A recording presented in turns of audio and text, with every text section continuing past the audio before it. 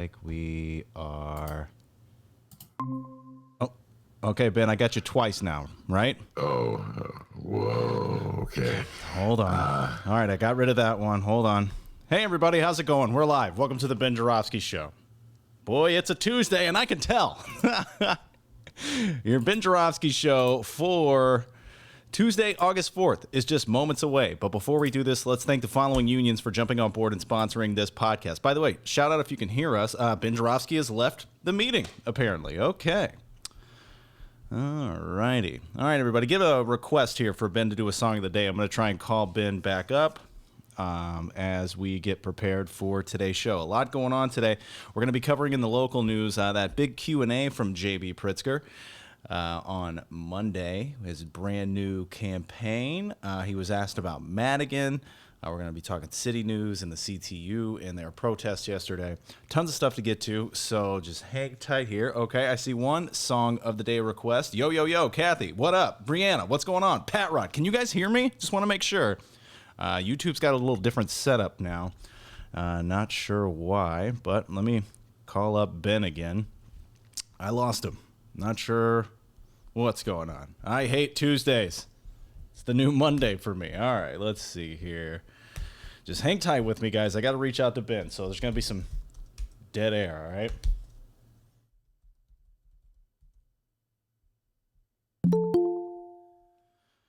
Ben, are you there? Yes, I am. Can you hear me? Yes, I can. Can you hear me? Yes, sir. Excellent. We're all good. All right, your Ben Joravsky Show for Tuesday, August 4th is just moments away. But before we do this, let's thank the following unions for sponsoring this podcast. Unions like the International Brotherhood of Electrical Workers, Local 9, the International Union of Operating Engineers, Local 150 are sponsors, as well as our good friends at the Chicago Federation of Labor. Ben Joravsky, you have a song of the day request, my friend. Uh-oh. Okay, go ahead. Don't say uh-oh. You'll know the song. They always look out for you. Your song, that 60s song. It must be a 60s song. It always is. I'm waiting one day to get current in 2020 on a podcast. All right, your song of the day request comes from our good friend Frank. It's Devil in the Blue Dress. Ooh, Mitch Ryder. Devil in a blue dress, blue dress, blue dress. Devil in a blue dress. The Ben Joravsky Show starts now.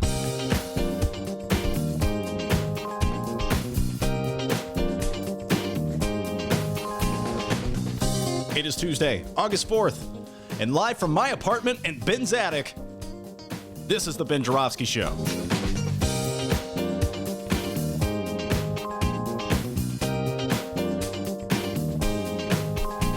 Today on the program, it is the co-host of Seton and Buchanan on WVON, Atiba Buchanan.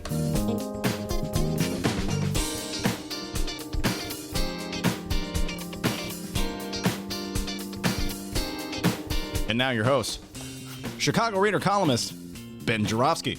Hello, everybody. Ben Joravsky here calling this Trump is Crazy Tuesday.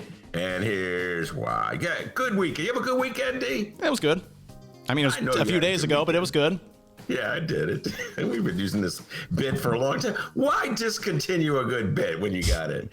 I had a very slow weekend. Didn't do much of anything. Watched TV, read books, read newspapers, went for walks. Nothing big.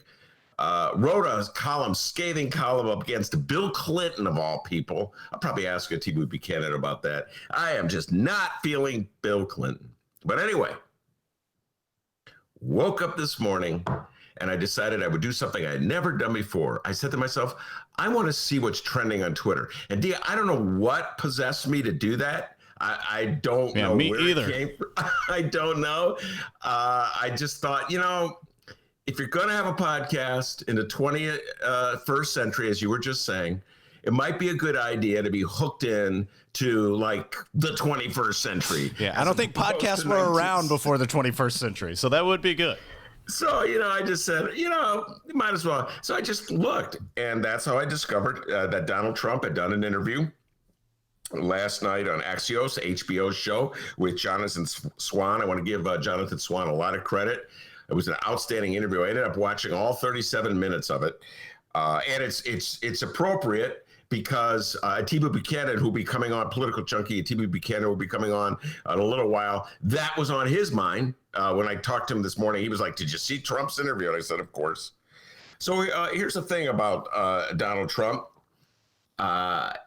we've gotten so used to Trump saying absolutely crazy things that I think we've lost sense of just how crazy some of the things that Donald Trump says really are. And I know I'm guilty of this. I know I'm just so used to Donald Trump. It's the insane has been normalized over the last few years that sometimes it just it's like words that go in one ear, out the other. It doesn't register, but this morning it did. It registered. And so Jonathan Swan was asking Donald Trump about John Lewis. And John Lewis, of course, is a civil rights icon who was a congressman from Atlanta, died last week. His funeral was, I think it was on Friday. Bill Clinton spoke at the funeral. Barack Obama spoke at the funeral. George Bush spoke at the funeral. It was Clinton's speech at the funeral that really set me off. It was Thursday. Thank you.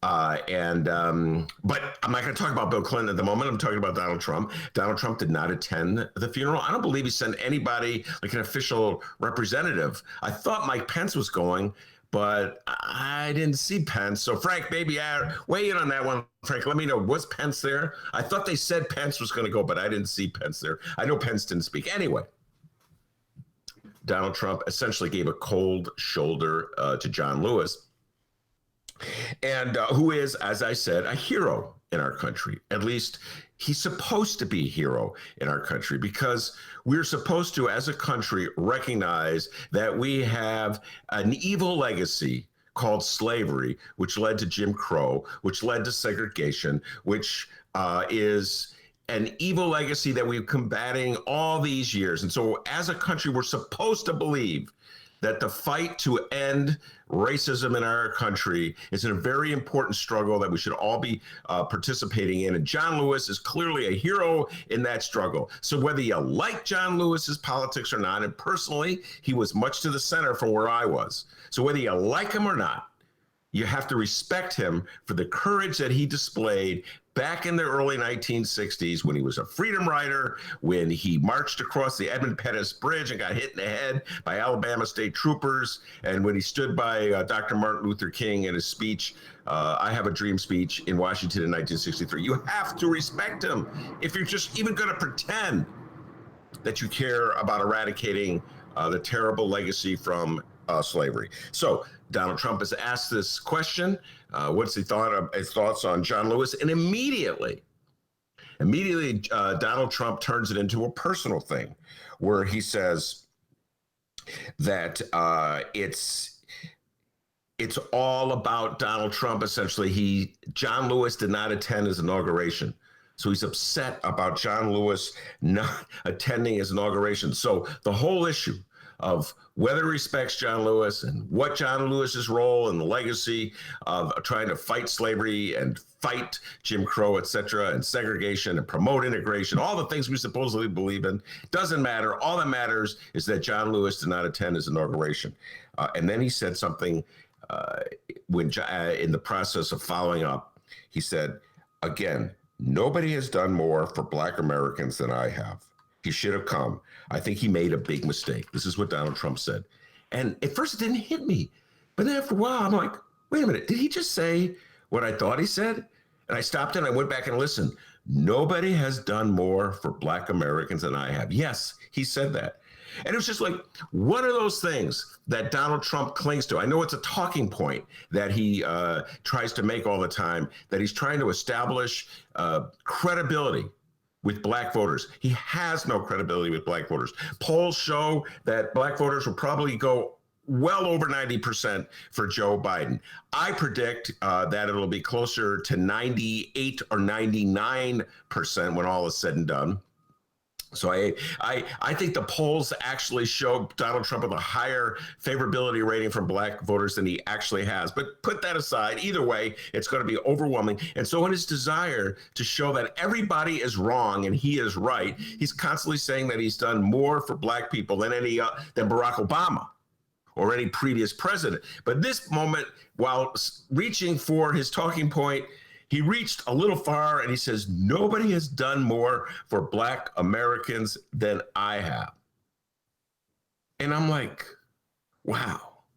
In the whole history of America, nobody. And right there and then, I just started writing down names, randomly writing down names. This is like, I don't know, some ungodly hour of the morning, probably like 10 a.m. or something. I started writing down random names that popped into my mind. It was like a mind game, a mental game. First name that popped into my mind, Frederick Douglass, the great abolitionist, the great writer, thinker, orator.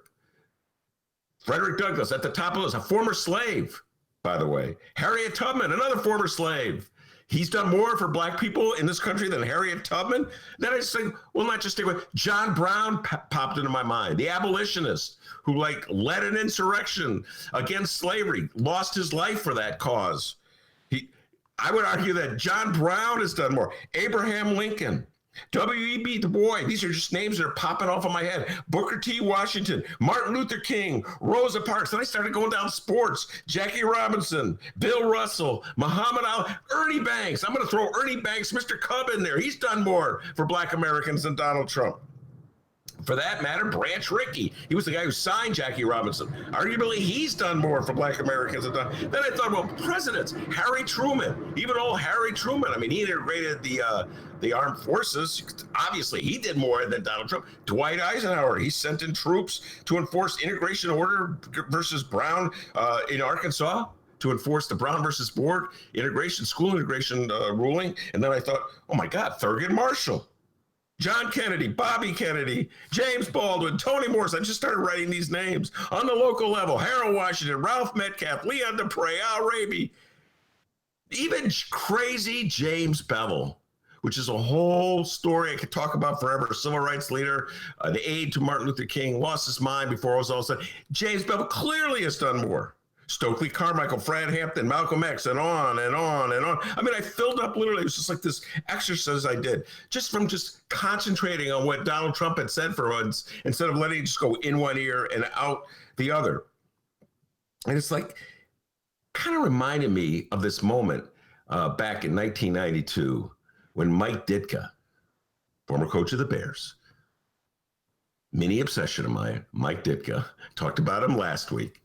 Mike Ditka, who is far right in his politics and was always encouraged to express his opinion. I always found this interesting that when Mike Ditka was coach of the Bears, when Mike Ditka, even after he left being coach of the Bears and he was a pitch man, no one discouraged Mike Ditka from speaking his mind. He was outrageous on the right. I can't think of anybody on the left who had access to a microphone the way Mike Ditka did. Mike Ditka could say some outrageous right-wing stuff. People would laugh, go, oh, that's just a coach. He kept all his commercials. He kept his restaurant. Everybody loves Mike Ditka in the city of Chicago, except for a few lefties. And anybody who's honest about his coaching record, he was not that great a coach. But put that aside. Mike Ditka once said, this was in 1992. He'd actually had shown up to endorse Rich Williamson for Senate against Carol Moseley Braun. God, only I would remember these things. The year was 1992. George Bush was running for re-election against Bill Clinton. And Mike Ditka said something that if Bill Clinton's election, Bill Clinton is victorious, it'll be the biggest step backward this country would take in 200 years of existence. I remember when he said that. My old friend Mike and I got on the phone. We were having a conversation. We just started randomly listing all the other things that could be on the list that ahead of Bill Clinton's victory in terms, even if you're a right winger, we went like, worse than the Civil War, worse than slavery, worse than the Great Depression, worse than Pearl Harbor, riots, the assassination of King, the Vietnam War, etc., and so forth. Here's the thing, folks. Right-wingers complain about cancel culture, and they complain that they can't speak their mind, but in reality, they've been allowed to say any old thing for so long that they've gotten used to saying any old thing, no matter how crazy it is. We've got a great show today, everybody. Atiba Buchanan. We're going to break down the Trump interview. I have a lot of fun with it. Dee's got all locked up and ready to go. Some great clips from Donald Trump's. So, yeah, Hey, man, he's the president of the United States. You got to take seriously what he says. So we'll play a few of those and analyze those. And on Atiba's mind is the post office. He's, he has a theory, which he's probably not alone, that one of the maybe what Trump's up to is sort of starving the post office of the funds it needs to operate and to undermine the whole effort to vote by mail. So get his thoughts on that. Atiba Buchanan, of course, WVON talk show host and a political junkie of the highest accord. So Atiba will be here. But before we get to the national talk conversation with Atiba, the man from Alton, the man they call Dr. Doobie, with the news. Hey guys, what's going on? Nobody calls me that. Let's find out what's happening in Chicago and or Illinois this afternoon. And we begin with the governor. And make no mistake, our Democratic Illinois Governor, J.B. Pritzker, is a hustler, all right? Today, he was at the Southern Illinois University of Carbondale for a 10:30 a.m. briefing to discuss the COVID-19 response in Jackson County. I actually have a bit of audio from that this morning. Take it away, J.B. It's worse than in Chicago. And I'll be frank, if we don't see some change here, the virus will cause some businesses to close and an increasing percentage of people to get sick, and some will even die. Southern Illinois and Metro East are both seeing troubling trends, with 7-day rolling positivity rates of 7.4% and 7.3% respectively. These are the highest in the state of Illinois. We are definitely going to have to bring Dr. Pamela back to the show, Dave. Probably I'm going to book her this week. She, of course, is our expert, comes on. She's been on several times from the Metro East area. I believe she's in Alton, and to talk about what's going on down there. But yeah, we saw this coming for quite a while. We were in denial. We acted as though in the state of Illinois, the only area that could possibly get hit hard by the virus was Chicago and Cook County. And now, of course, we're discovering that the virus does not care about where you live. It could infect people absolutely anywhere in the state. So I don't know. I don't know how J.B. Pritzker is going to enforce any rules and regulations down Southern Illinois, because people are lined up against him after what's been 4 or 5 months of opposition to what he's tried to do already. This is going to be a tough fight ahead of him. Well, more on that in moments here. And by the way, Dr. Pamela, she is in the 618 area, but not in Alton. She's in Glen Carbon, Illinois, Ben. I sit corrected. I used to work in Glen Carbon, but anyway. I think I knew that. All right, right now, JB, he's in Cairo, Illinois. He's at Cairo Junior Senior High School to tour a local food drive. Then at 2:30, he'll be at Magnolia Manor in Cairo to discuss development of a river port. And finally, at 3:15, he'll tour a river port. JB, we're begging you, please take care of that femur. You know what I mean, Ben? Wait, does he still? Obviously, it's healed. He's out walking around and everything. Well, I'm telling you, just be careful. Last year at this time, you broke your femur. Just anytime you get busy, just take it easy. Maybe put some ice on it just in case. Wait, hold on. I just want breaking news from Frank. Mike Pence wasn't at the funeral, but he did pay his respects when Lewis was laying in the state of U.S. Capitol. Thank you, Frank. I knew he wasn't at the funeral. Anyway, D, back to you. By the way, a river port is a place on a waterway with facilities for loading and unloading ships, for those who are wondering. Thank you. You're welcome. Pritzker gave a Q&A on Monday. The main topic at hand, masks. Face coverings. Oh, I'm sorry, face coverings, as he calls them. On Monday, J.B. Pritzker unveiled his latest public awareness campaign, a $5 million campaign designed to encourage those in Illinois who aren't covering their face up in public during the coronavirus pandemic to do so and put on a damn mask. And as we've learned from his gubernatorial run and his year and a half as governor, no J.B. Pritzker public awareness campaign is complete without a catchy slogan. Every day we do things that keep us safe, like buckling a seatbelt or putting.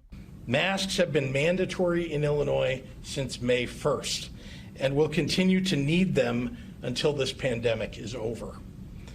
With our COVID-19 infection numbers heading in the wrong direction, especially in certain downstate counties and rural areas of the state, and with greater compliance needed to overcome this health emergency, today, I am launching a new mask awareness campaign with a very straightforward tagline: It only works if you wear it. Yes, move over, click it or ticket. Here comes. It only works if you wear it. Ben, your thoughts on this campaign? What was Lori's slogan? Remember Lori had one. I can't remember. Everybody's coming up with a slogan like that's the ticket. You know what I'm saying? Oh, we needed that kit. Now I'm going to wear the mask. That's a catchy slogan. Well, it only works. It's true, but I don't know if it's going to work. By the way, D, you're our roving correspondent. Since I'm so afraid to leave the house, Yes, you you actually leave your house, go for bike rides. You went downstate. You get around. So you're the Ben Joravsky Show roving correspondent. This weekend, you roved to Starved Rock, Illinois. Just the Starved Rock State Park in Oglesby, Illinois. I said corrected twice. So how far from Chicago is that, more or less? It was like an hour and 40 minutes. South, correct? Mm-hmm. All right. So we had this discussion briefly in our pre-show meeting, one of our famous pre-show meetings. I said, well, that was Southern Illinois. You go, it's not really Southern Illinois. I go, you're probably correct. It's south of Chicago, Illinois.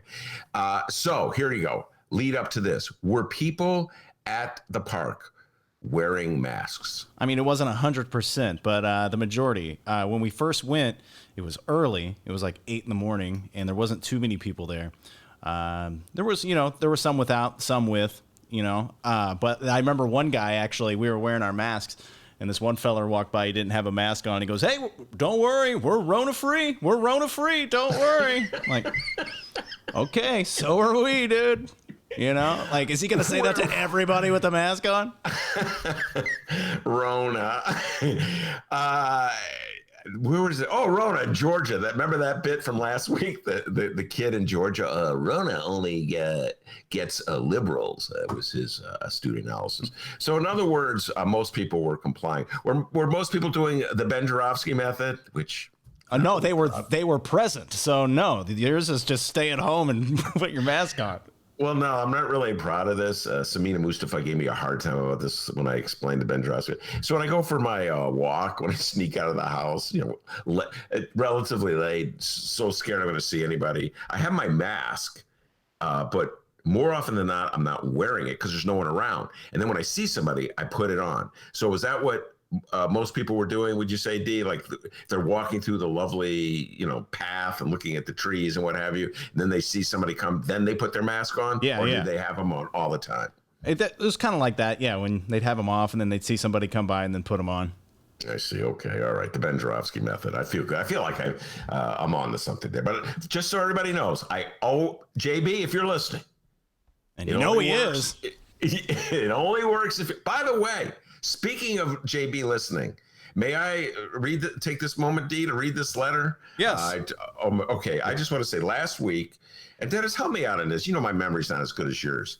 Last week, we somehow or other, a JB appearance at the Red Roof Inn in the suburbs came up. Do you recall what that was all about?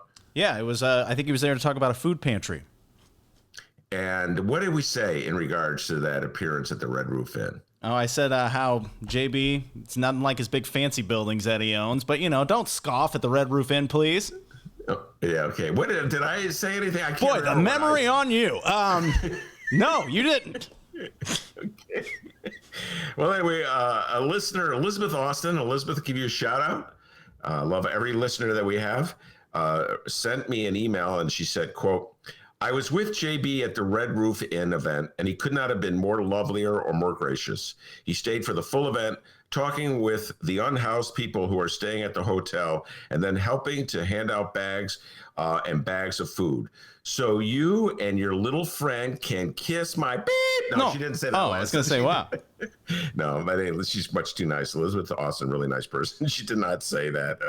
Just had a little fun with that. So, Elizabeth, thank you. I told you I was going to read the email. She just wanted everybody to know how gracious JB was. We may have made a couple teasing jokes. I may have said something. I don't remember what I said. said. But anyway, she's our roving correspondent covering JB Pritzker, and she said he couldn't have been more gracious. All right, Dee, back to you.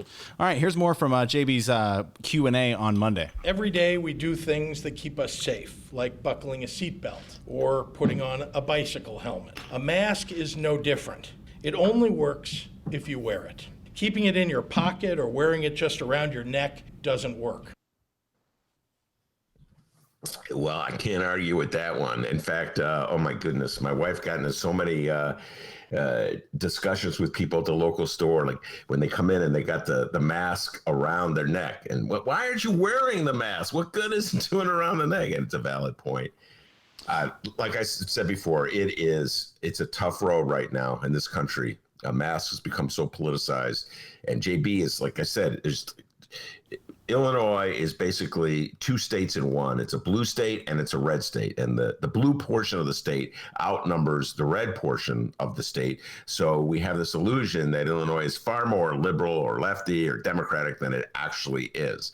And J.B. Pritzker, as the governor of the state of Illinois, it's a little tougher. I keep saying this, what Lori Lightfoot has to put up in Chicago, which is essentially a blue city, and people just already agree with her on about, I would say, 80% of what she has to say about COVID-19.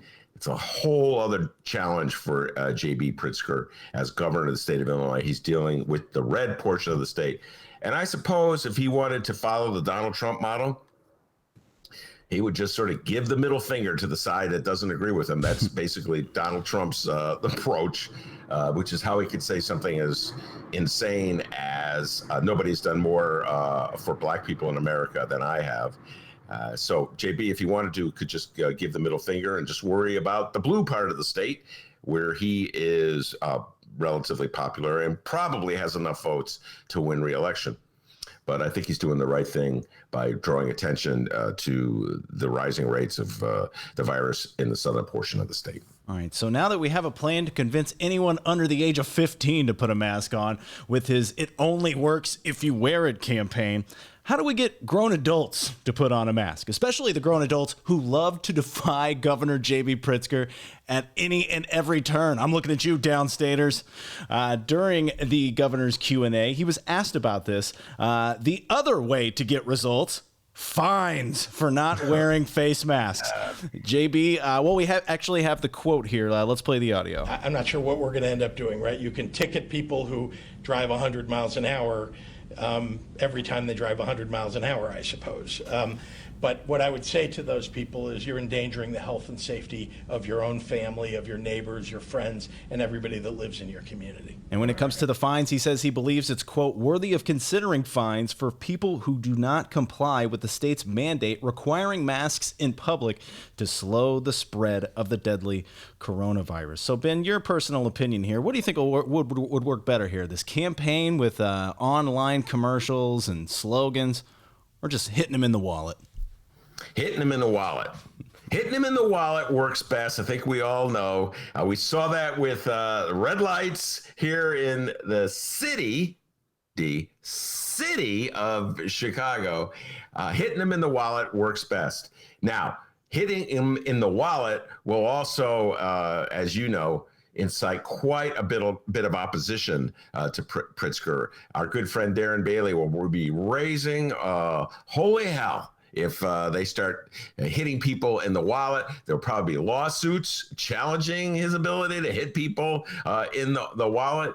And the Republican Party throughout most of the state will rise up angry over this, and they'll turn it into an issue of liberty. Somehow or other, this... And you know what, D, the analogies are perfect when we've talked about this in the past, like seatbelts. You get fined if you don't wear your seatbelt. I don't know how that's not an infringement of liberty. You get fined if you don't wear a motorcycle helmet. I don't know how that's not an infringement of liberty. If you go on the airplane, as I said many times, you have to get scanned. They won't let you on unless you agree to be scanned. That's far more intrusive and invasive than forcing someone to wear a mask.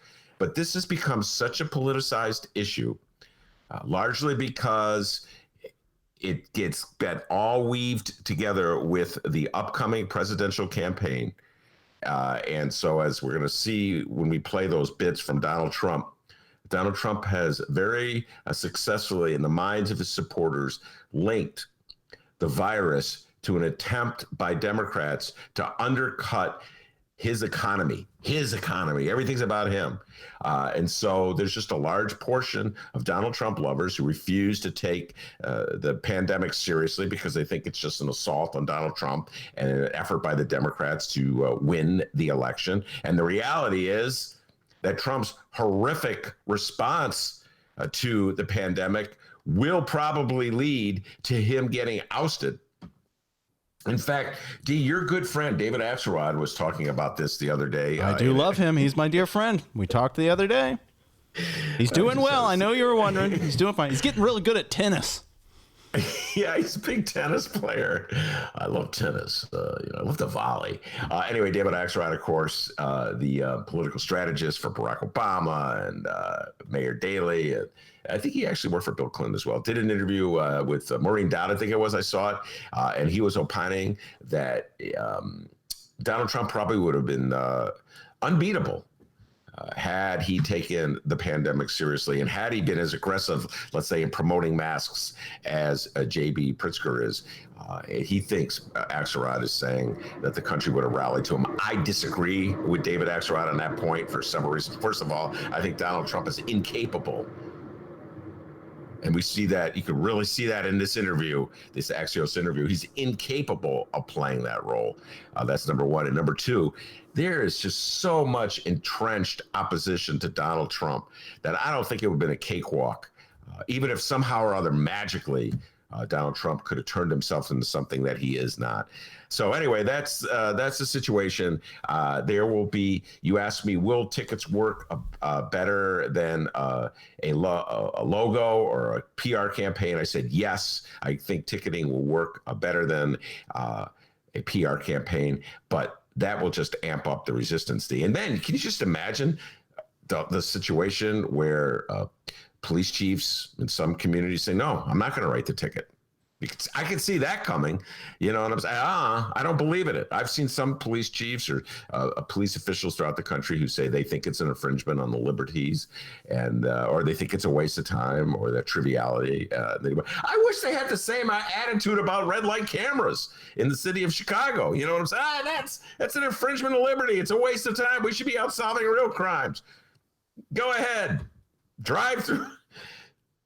Be interesting if they had that same attitude. We do that. I'm not going to worry about parking meter, infractions. Go ahead. You want to stay an extra half hour? Knock yourself out. Be interesting if they had the same attitude about liberty in the city of Chicago as they do downstate. Hey, David, I got to go, buddy. I'm doing the show. Yeah. Tell the kids I said hi. Oh, sorry. I was talking to David Axelrod. We're buddies. Did you get some tickets for a Bulls game? Oh, hell no. He saves those for himself. We're not that good of friends. All right. Shout out to the live stream chat before we go any further here. Brianna on the live stream chat says, hey, a good idea would be to use reverse psychology. Tell them that not wearing a mask makes you a Democrat. I think that's pretty good. I actually think that would. Oh, wait a minute. Well, Trump kind of. Well, it sounds good. I'm gonna wear a mask. It's worth a shot. Trump tried that. It was. I don't know. Brad, it was about a week ago. Remember, he said wearing a mask is patriotic. He's kind of dropped that theme. It was like a one shot. That was like, oh my God. The pollsters, they sit him down. Donnie, focus. You're going to lose this election if you don't show that you're taking seriously the pandemic. You're not going to get those suburban swing voters. So you got to take, okay, I'll do it. I'm going to wear a mask at my next press conference. I'm going to be seen wearing a mask. I'm going to tell some interviewer that wearing a mask is patriotic. And then it's like, it lasts for 24 hours and he's back to Donald Trump. So, I don't know if he has the discipline to pull that off. All right, so masks was a big topic on Monday's press briefing with J.B. Pritzker. The other big topic, Madigan Gate. That's right. The time utility giant's Commonwealth Edison admitted to arranging jobs, contracts, and payoffs to Democratic Illinois House Speaker Mike Madigan's associates, allegedly. Pritzker was asked about Madigan and his money. The following comes from the meanest Illinois political bulldog in the yard, Capitol Facts' Rich Miller. The question posed to the governor, quote, Republicans are talking at a press conference today about campaign finances and Madigan. They're essentially saying that Democrats shouldn't take Madigan's campaign money. Do you plan on making a similar type of pledge? And do you plan on not giving campaign funds to funds that Madigan controls? Here's J.B. Pritzker's answer. Yes, I will continue to not take money from others for my campaign, and I will support. Yeah, I will. I have, and I will. You can look and see. I've supported candidates, state senators, state house members, and others who are running, and I have continued to do that. Will you be giving funds to Madigan, campaign funds that he controls? That's not something I intend to do. All right, thank you, everyone. Thank you. Got a plenty damage to progressive income tax. And that was it. Wow, what was everybody laughing about? To just riff on this. Let her riff, buddy. Let her riff. Well, I spent a good portion of the weekend talking to people about Madigan Gate, reading about Madigan Gate. Fascinating column by Rich Miller. Dennis already mentioned him. It was in the Sun-Times on Sunday, and it was a really well done. Rich Miller, my hat is off to you, because the essential point that Rich Miller made is the one we talked about last week, but he really cemented it, and that is this. Michael Madigan is the most powerful state rep in the state of Illinois. He's arguably the most powerful. I'd say he's at least second most powerful Democrat in the state of Illinois, behind J.B. Pritzker, Governor J.B. Pritzker. But for state reps, like, he's the universe. In the world that they know, he runs that world. And so just because Commonwealth Edison has pled guilty to having attempted to bribe Madigan by putting his cronies on the payroll, just because Commonwealth Edison is willing to pay a $200 million fine for having allegedly attempted to bribe. I don't even know why I'm using the word allegedly. I've just been taught to use the word allegedly. What is irrefutable is that they pled guilty to this. So just because of that, and just because people like State Representative Kelly Cassidy was on the show Saturday, who comes from very liberal North Side Chicago district, where she's insulated from retribution from Madigan, just because she says Madigan should step down, and just because I think that Madigan should step down, and just because the Republican Party thinks that Madigan should step down, and the Chicago Tribune editorial board, et cetera, and so forth, doesn't mean a Democratic state rep is going to put his or her neck out until the feds have moved in and actually indicted Madigan, because he's still the most powerful person in their universe. And the way I put it last week, for all you people out there who's saying, oh, those wimps, they should step out and criticize Madigan, what I said last week still holds. Let me hear you step out and criticize your boss. Now, I know in the world of politics, a state rep from, I don't know, the suburban Cook County or the city of Chicago or even downstate, wherever, should not consider the House Speaker his or her boss. In the perfect world, the ideal world, the boss of the state rep are the people who elect him. Yes, I know that. I understand that in the abstract is how democracy works, or is supposed to work. But in reality, in Springfield, in the General Assembly, Michael Madigan governs it all. And so if you're a state rep, you're dependent on Madigan for everything, if you want staffers, budget, office. You want to get your bills introduced, you got to go through Michael Joseph Madigan. It's a reality.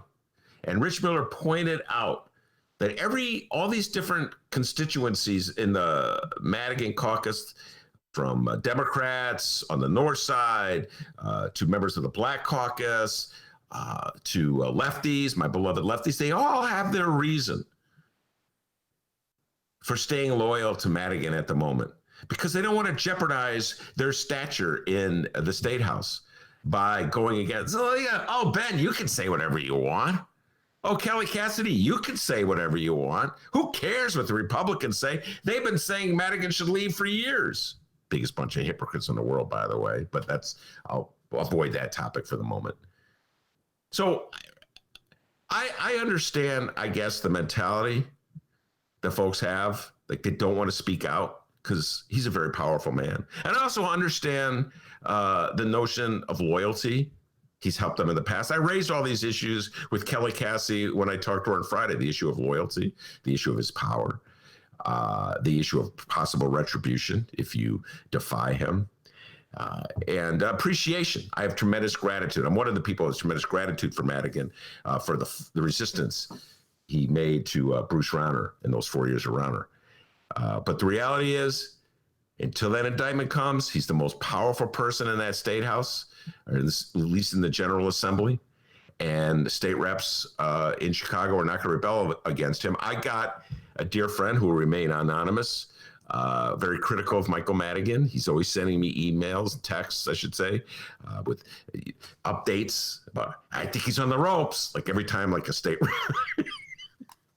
And some random state rep from DuPage County will say, I think Madigan should step down. Heather Staines, again, like Kelly Cassidy from a relatively well-to-do liberal lakefront district, says, I think Madigan should step down. My friend said, hey, look, here's another one. Oh, yeah, okay. Well, that's like 8 now. I don't know. I've lost track, 9 or 10. The overwhelming majority, not until his indictment. And I remember with Ed Burke, who was, in my opinion, far more corrupt than Michael Joseph Madigan, and far more damaging. I can't think of anything that Ed Burke did that was worthwhile. Michael Madigan led the resistance to Bruce Rauner, and I will always appreciate it for that.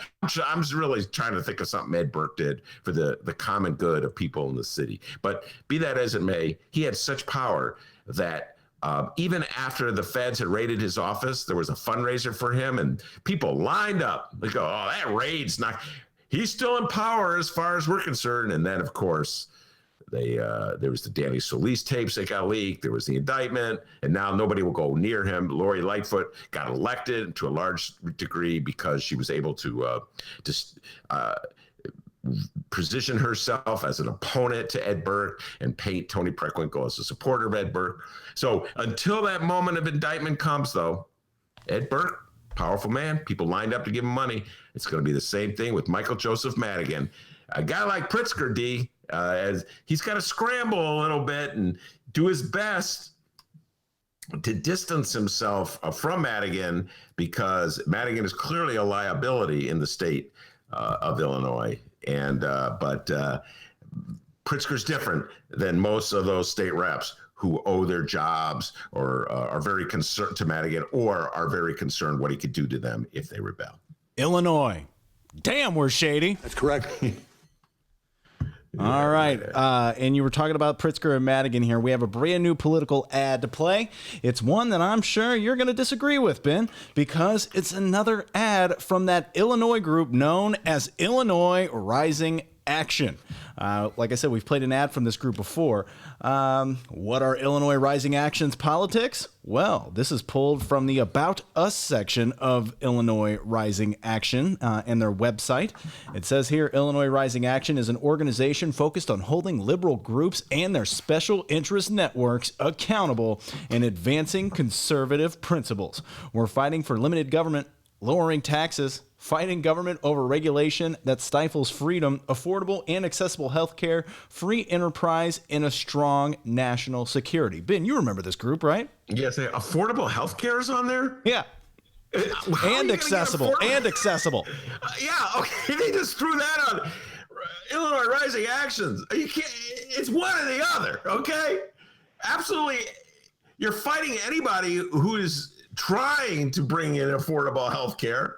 At the same time, it's funny, they probably did a focus group thing. Let's throw healthcare in there. Or maybe that's like a code word to conservative to be that they're against Obamacare. The world is, as I said, began the show saying, is pretty crazy right now. But of all the things to throw on the laundry list of who they are, affordable healthcare, come on, Illinois Rising. What is it? Illinois Rising Action. Angry? Action. Angry. I can't read my writing. Come on, guys. You want to be honest and upfront, take the healthcare thing off. There's not a conservative in America right now, definitely not a Republican, who's doing anything to promote healthcare for more people. Right now, the Republican Party is dedicated to eradicating Obamacare. Donald Trump has his lawyers in court fighting to kill Obamacare. So how can Illinois Rising Actions say they actually promote the principle of affordable health care? Wow. Right off the bat, I got some issues with Illinois Rising. And I haven't even heard their commercial. On to their latest ad here. Here's the press release. Illinois Rising Action launched a new television and digital ad calling for Governor Pritzker to take immediate action on ethics reforms. Amid the bribery investigations into Speaker Madigan and the ongoing investigation into Governor Pritzker's property tax scheme, we're still talking about that one. It has never been clearer that ethics reforms are needed.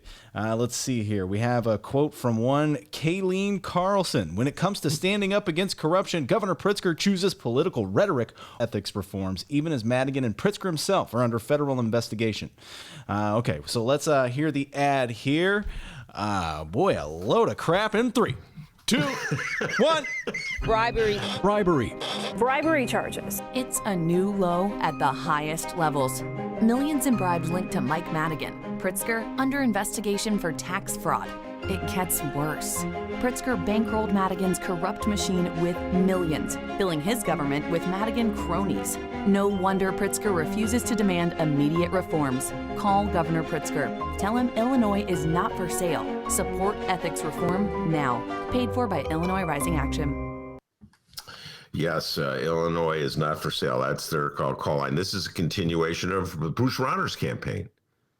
And Bruce Rauner, as I've said many times, settled on Michael Madigan as the most convenient target to sort of like use to whip up Republican support, undercut the Democrats.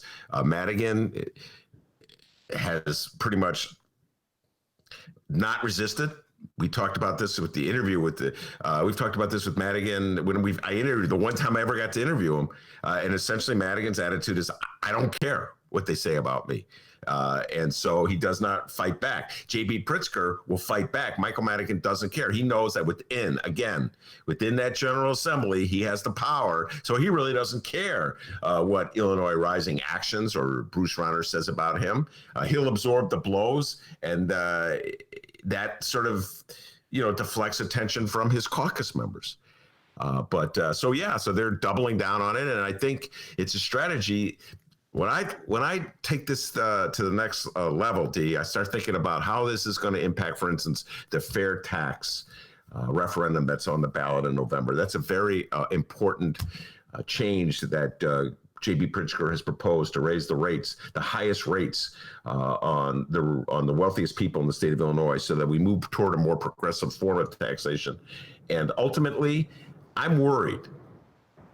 Talked about this with Kelly Cassidy. I'm worried that Illinois Rising Actions and the Republican Party, who are trying to protect the interests of the wealthiest people in the state, will use Michael Madigan's notoriety, if you will use the federal investigation into Michael Madigan. We'll use Commonwealth Edison's plea deal with the feds against Michael Madigan and use that ultimately against the fair tax. And I was having a conversation with another dear friend of mine who will remain anonymous because he doesn't want people to know he talks to me.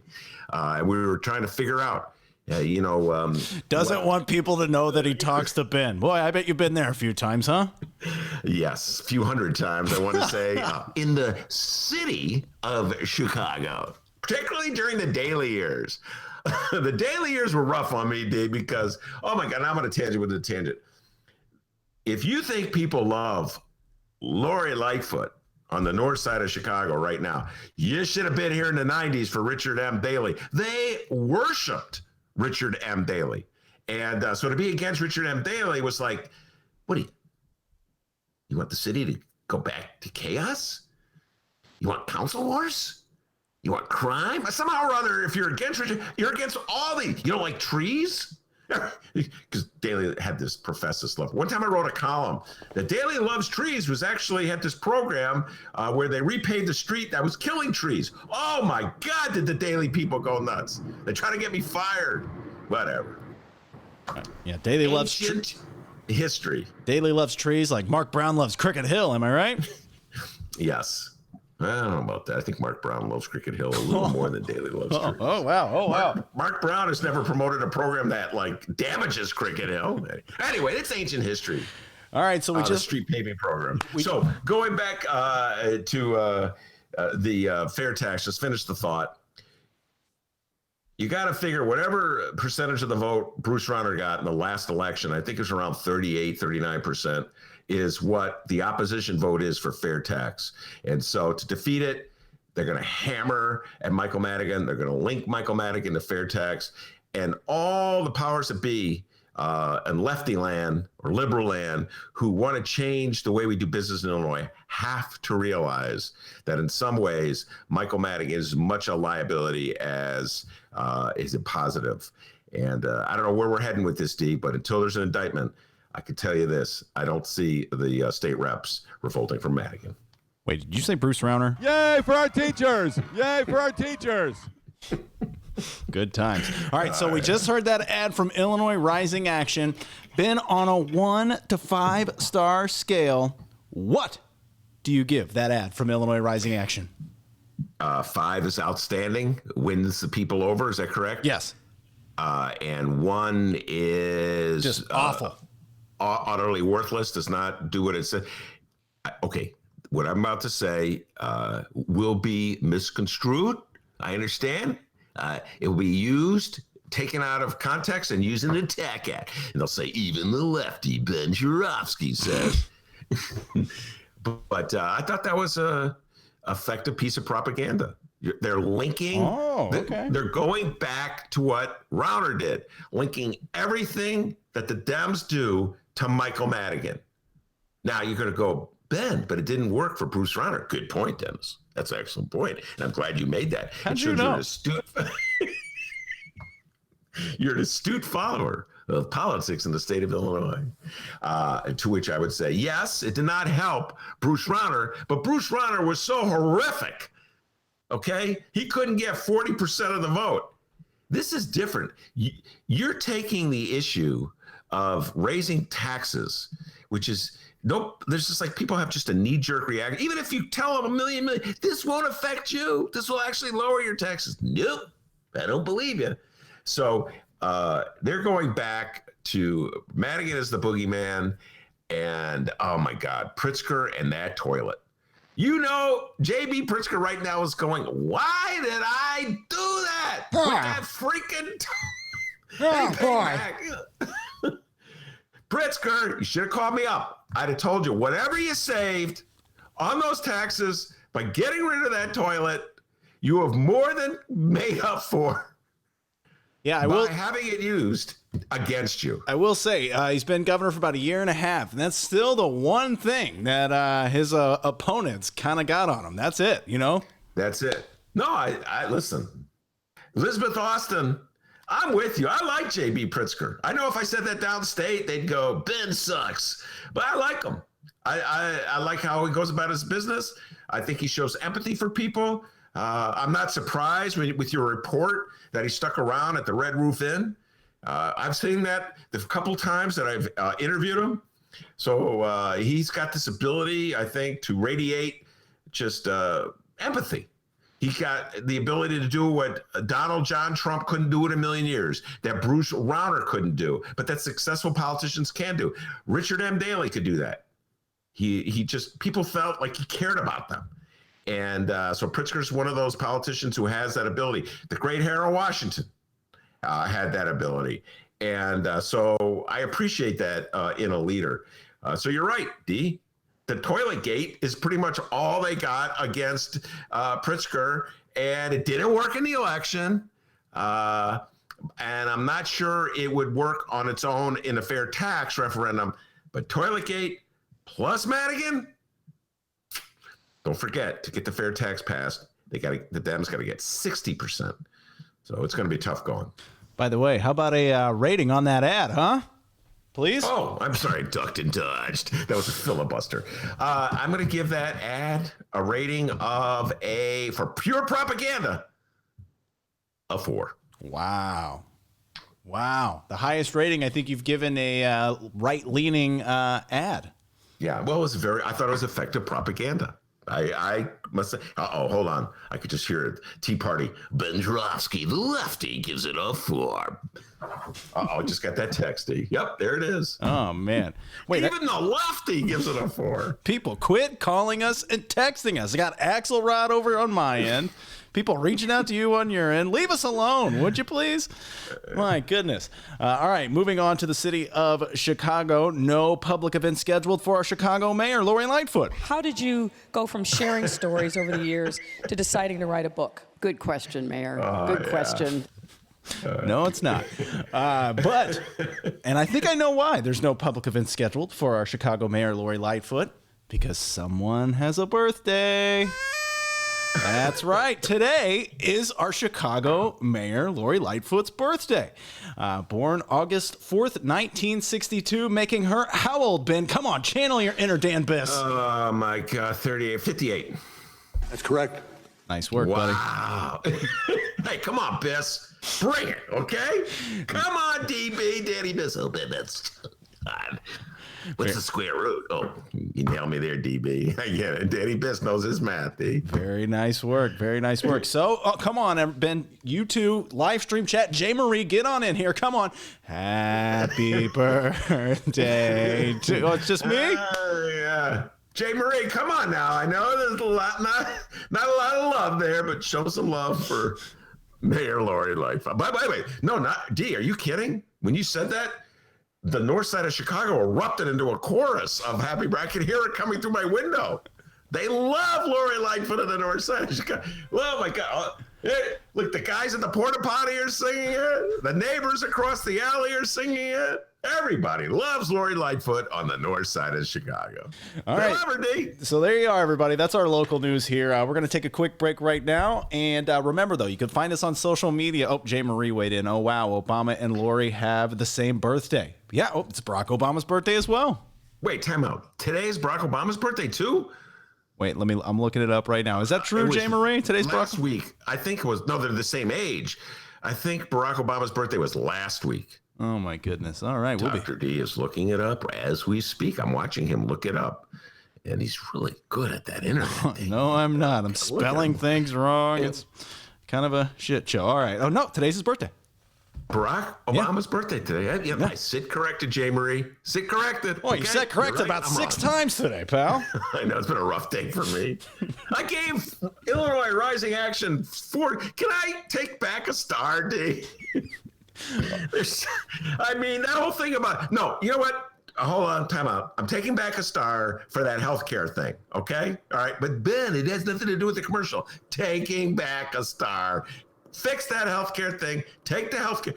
What you should say, Illinois Rising Action, we are opposed to any kind of healthcare that would help people. All right? They put that on your website. I could support you 100%. At least you're honest. I wouldn't support you, but at least they're honest. They're against healthcare for people. All right. Like I said here, make sure to find us on social media at Benny J Show, BENNY, the letter J Show, on Facebook, Twitter, and Instagram. You can send us an email, bennyjshow@gmail.com. And guys, you can call us as well. That's right. We have a 708 number, and 708 numbers are awesome. Isn't that right, Kyle? All right. You can find us at 708-658-4788. That number again, 708-658. By the way, that's my Tom Hartman impression, I'm pretty sure. 708-658-4788. Leave us a voicemail, and if it, has to do with, what we do on the show, Illinois national politics, we'll more than likely play it. 708-658-4788. All right, people, don't go anywhere, because when we come back, it's the return of our dear friend, co-host of Seton and Buchanan, the one, the only Atiba Buchanan. People, it's the Ben Joravsky Show. We are live from my apartment in Ben's attic. Don't go anywhere.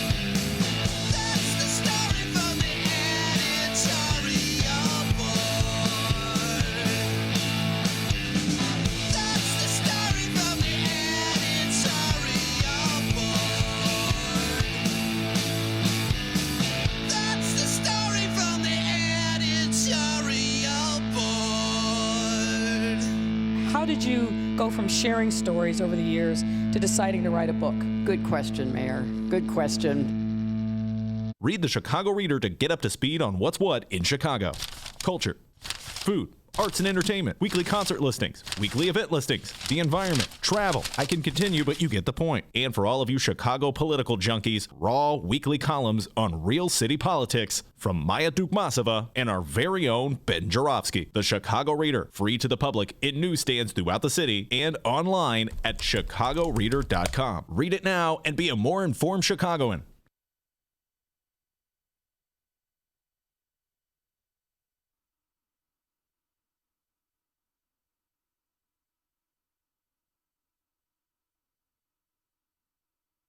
Today's Ben Joravsky Show for Tuesday, August 4th is brought to you by the International Brotherhood of Electrical Workers Local 9, the International Union of Operating Engineers Local 150, and our dear friends at the Chicago Federation of Labor.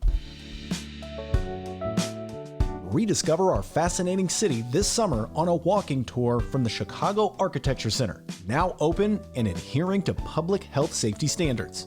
Our entertaining and expertly trained docents will guide you through the Chicago you've been longing to explore, from magnificent downtown architecture to awe-inspiring neighborhood gems. If it's worth seeing, we'll take you there.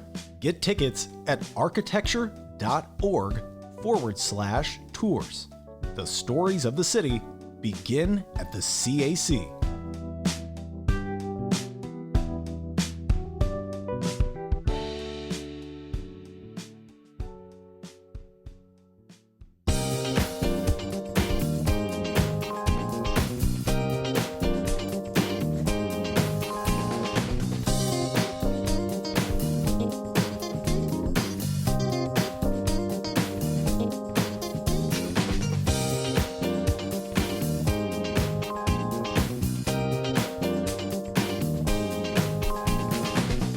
Everybody, we're back. We're waiting for our guest, Atiba Buchanan, to join us, and there he is. But before we get to Atiba, we want to remind everybody about our part 2 of today's program. Ben, who do we got coming up on the part 2? Part 2 today, Joshua Smizer de Leon will be a podcaster, will be coming on. We'll talk about the Goya boycott. We'll be talking about national politics, local politics, plenty of stuff with Joshua. We'll start do the interview at 3:45, 4 o'clock, whenever we're done uploading today's show. There's Atiba Buchanan. And I see him. It'll be available for download tonight at both Chicago Sun-Times and Chicago Reader websites and wherever else you download your favorite podcast. Live streamers, you got to download it. Go do it. All right, Atiba Buchanan, the pride and joy of Proviso West High School in the suburbs, is with me, and he's the co-host of the Buchanan and Seton Show on WVON. Did I get the right order, Atiba? You did, but don't forget the Illinois Media Center. The volume is a little low. I couldn't hear you. What'd you say, Atiba? Said, don't forget, I also graduated from Illinois Media Center. Okay, I don't know. I just saw you, and I don't know. Thought of Western Suburbs, Proviso West, and right. David Seton, his co-host. They've been high school friends. They've known each other forever. The interesting thing about, Atiba, tell folks the time and the place where they can check out your show that you do with David. Absolutely. So the Buchanan and Seton Show can be heard on Friday nights from 9 until midnight Central Time on WVON AM 1690, The Talk of Chicago.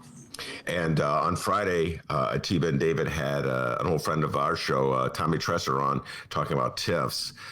So it's good to know that TIF discussion is occurring. Any light we could shed on the TIF scam in the Chicago, it's really bad in Chicago. I appreciate. Although I just saw an article in the paper. I just have to say this is a tangent within a tangent, Atiba.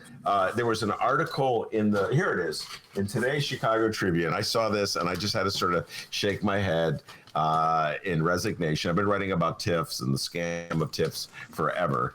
And but it's really hard to penetrate because it's the program itself can easily be lost in the weeds once you go into an explanation.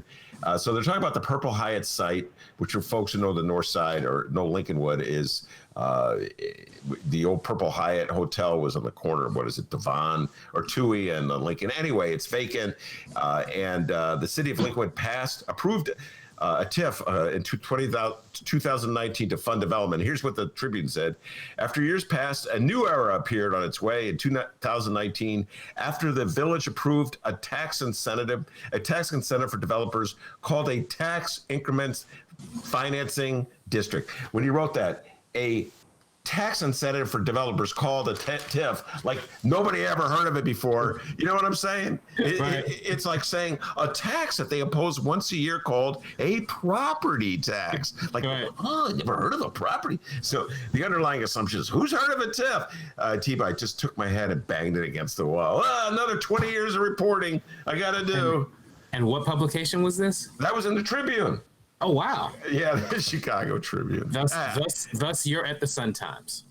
Yes. I know the Sun-Times would not write a program called TIF. Who? Right. I've never heard of it.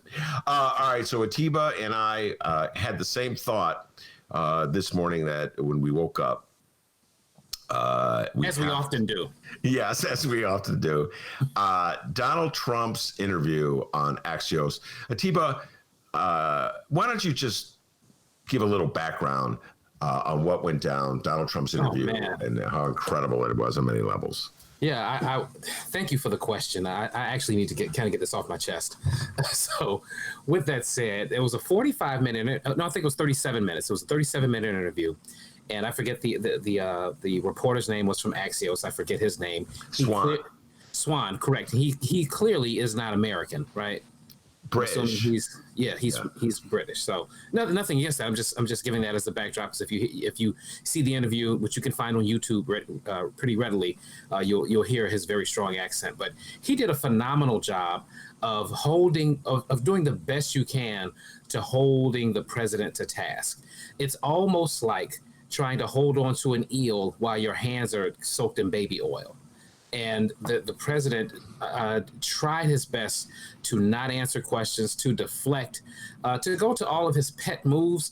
But no matter who you are, Republican, Democrat, the takeaway from this interview was not that it was the fake news trying to get him. The major takeaway is that we have someone who is in leadership who clearly is not up to the task, who clearly cannot evaluate the problems of the country beyond his own individual political lens, and who clearly is way, way out of his depth. And so it was a very revealing conversation, and I enjoyed seeing the president having to squirm a bit, as close as you'll ever get him to do. Yeah, I'm surprised that he consented to do it, and before we get further, I'll say I don't know what impact this interview will have. I suppose the people who already don't appreciate Donald Trump, to put it mildly, will have it as an affirmation of their opinions. And people who love the president have already indicated that they would walk off a cliff for him, so they don't care. But I do believe it's sort of like, I don't know, a wake-up reality moment for America to listen to our president. So, Dee, why don't we start? I've got 3 different selections that I'd like to play from the interview, and then we'll get Atiba's thoughts on them. The first one, play that one, Dee. All right, this one is involving coronavirus, correct? Correct. Okay. Take a look at some of these charts. I'd love to. We're going to look. Let's look. And if you look at death, started to go up here's again. One. Well, right here, the United States is lowest in numerous categories. We're lower than the world. Lower than the world? Lower than what is that? Europe. In what? Look. In what? Take a look. Right here. Here's case death. Oh, you're doing death as a proportion of cases. I'm talking about death as a proportion of population. That's where the US is really bad. Well, much worse than South Korea, Germany, etc. You can't do that. You have Why to go, can't I do that? You have to go by where. Look, here is the United States. You have to go by the cases. The cases. Why not as a proportion of population? When we have somebody. What it says is when you have somebody that has where there's a case, the people that live from those cases. It's surely a relevant statistic to say if the US has X population and X percentage of death of that population versus South Korea. You have to go by the cases. Well, look at South Korea, for example. 51 million population, 300 deaths. It's like, it's crazy. You don't compared to know anything that. else. I do. It's on You the. don't know it's- that. You think they're faking their statistics? South Korea, I an won't get advanced into country. that because they have a very good relationship with the country. But you don't know that. And they have spikes. That was almost like Curb Your Enthusiasm. Yeah. All right, Atiba, do a little analysis for us on that excerpt. Okay, so in a lighthearted way, as I hear the beginning of it, he's like, "Yeah, I'm doing deaths as it pertains to cases," and the interview was like, "Well, no, I'm doing deaths as it pertains to deaths." Like, what are you talking about? And that's what it's that whole conversation mirrors exactly what sane people deal with every time they talk to a Trump supporter. Right? They bring up things that aren't relevant. They try and frame the conversation in a way that's not relevant or germane, and then you find yourself trying to trying to get them to agree to the framing is a challenge in and of itself. So it reminds me of a Facebook post I saw the other day. A gentleman, and I can't recall his name, so it won't matter. I won't have to say it. But he was trying to support the president or the president's response to coronavirus by comparing the United States deaths and their populations to certain other countries to say that we're right, basically to say that we're right in line with other countries. So he compared us to, I think it was Italy and Germany, and it was one other, but the other country, no coincidence, was another majority European white country. And so after he made his point, I asked him, I said, "Hey, that's great," because he had like dozens of comments of Trump supporters supporting him, saying, "Yeah, that's right. Those liberals don't get it. It's not as bad as it seems." I said, "Okay, do me a favor. Now do China, South Korea, and India." And he wouldn't do it because India, while they do have 55,000 deaths, India has 1.3 billion people. It has like 4.5 times the population of the United States, and they have nowhere near cracked 100,000 deaths. So again, and he just mentioned South Korea as well. So this type of rhetoric between Trump and his supporters is a lot of the reason why we are where we are, because our leadership does not take it seriously. South Korea doesn't do anything differently than we do. They don't have any more means available to them than we have. They just take it differently because their leadership is always taking it seriously. So it is just that whole conversation is just what it's like for the rest of us to talk to a Trump supporter. And again, I commend Mr. Swan for handling it as well as he did.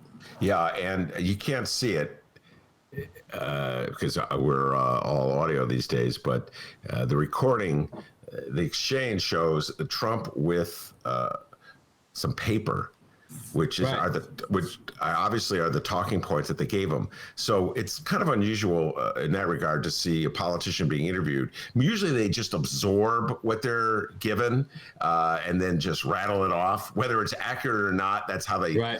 Like, and they're like, "Whoa, that's impressive." No, Trump has, look, here's the paper. So all he's doing is showing up these sheets of paper that he doesn't understand. Yeah.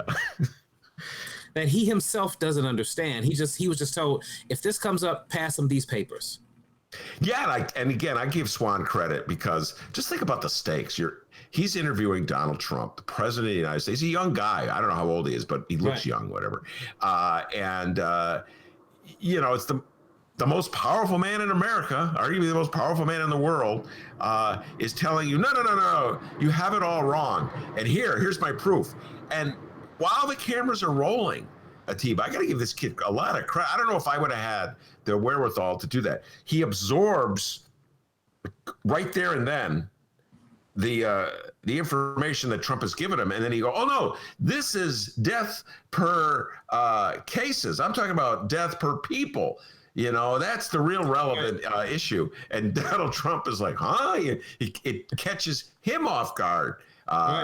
So I give Jonathan Swan credit, but something else struck me, and I think a lot of other people thought of this as well. Atiba, get your reaction. The lack of just empathy that Donald Trump expresses. I find this kind of depressing, actually. It's all about immediately repositioning the numbers so that he looks better, as opposed to dealing with the consequences of people's lives. Go ahead. Sure. I was going to say juxtapose, but it really isn't a juxtaposition. It's really more a comparison. Do you remember when the hurricane hit Puerto Rico? Yes. Do you remember his response to them? He literally was throwing paper towel at a country in response to a hurricane. So this is, we know, again, we have to go back to Maya Angelou. When someone tells you who they are, shows you who they are, believe them. He showed us 2 years ago what his empathy levels were like. He showed us what his empathy levels were like when he locked kids in cages. This is all, again, par for the course for a person who has the type of personality defect that he has, and a person who, again, that main personality defect is narcissism. He can only view any event through the lens of how it affects him personally, how it makes him look personally.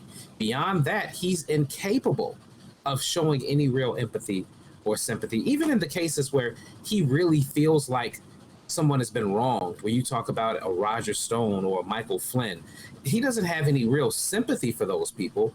His main motivating factor in even trying to show sympathy or empathy towards them is, again, how their convictions would make him look personally and expose him personally. And that's, again, that's a very consistent character trait with this president. Well, we're going to hear that on full display in our next excerpt. But before I asked Dennis to play that, while you were talking, I was thinking about the death of Herman Cain and how Republicans have reacted to it. And Herman Cain, I know you probably talked about this on your show. Have you guys talked about the death of Herman Cain on your show at all? We did not. Oh, okay. Well, Herman Cain was a Trump supporter. Oh, no, I'm fully aware, but go ahead. Okay. Yeah, I'm just doing it for our listener. Our listeners are political junkies. They know who Herman Cain is. These old newspaper habits are hard to break, Atiba. We always identify everything. But Herman Cain died of coronavirus about a week or so ago. And he got it about 2 weeks after he showed up at Trump's rally in Tulsa, Oklahoma, without a mask, sitting with his friends, other Trump supporters.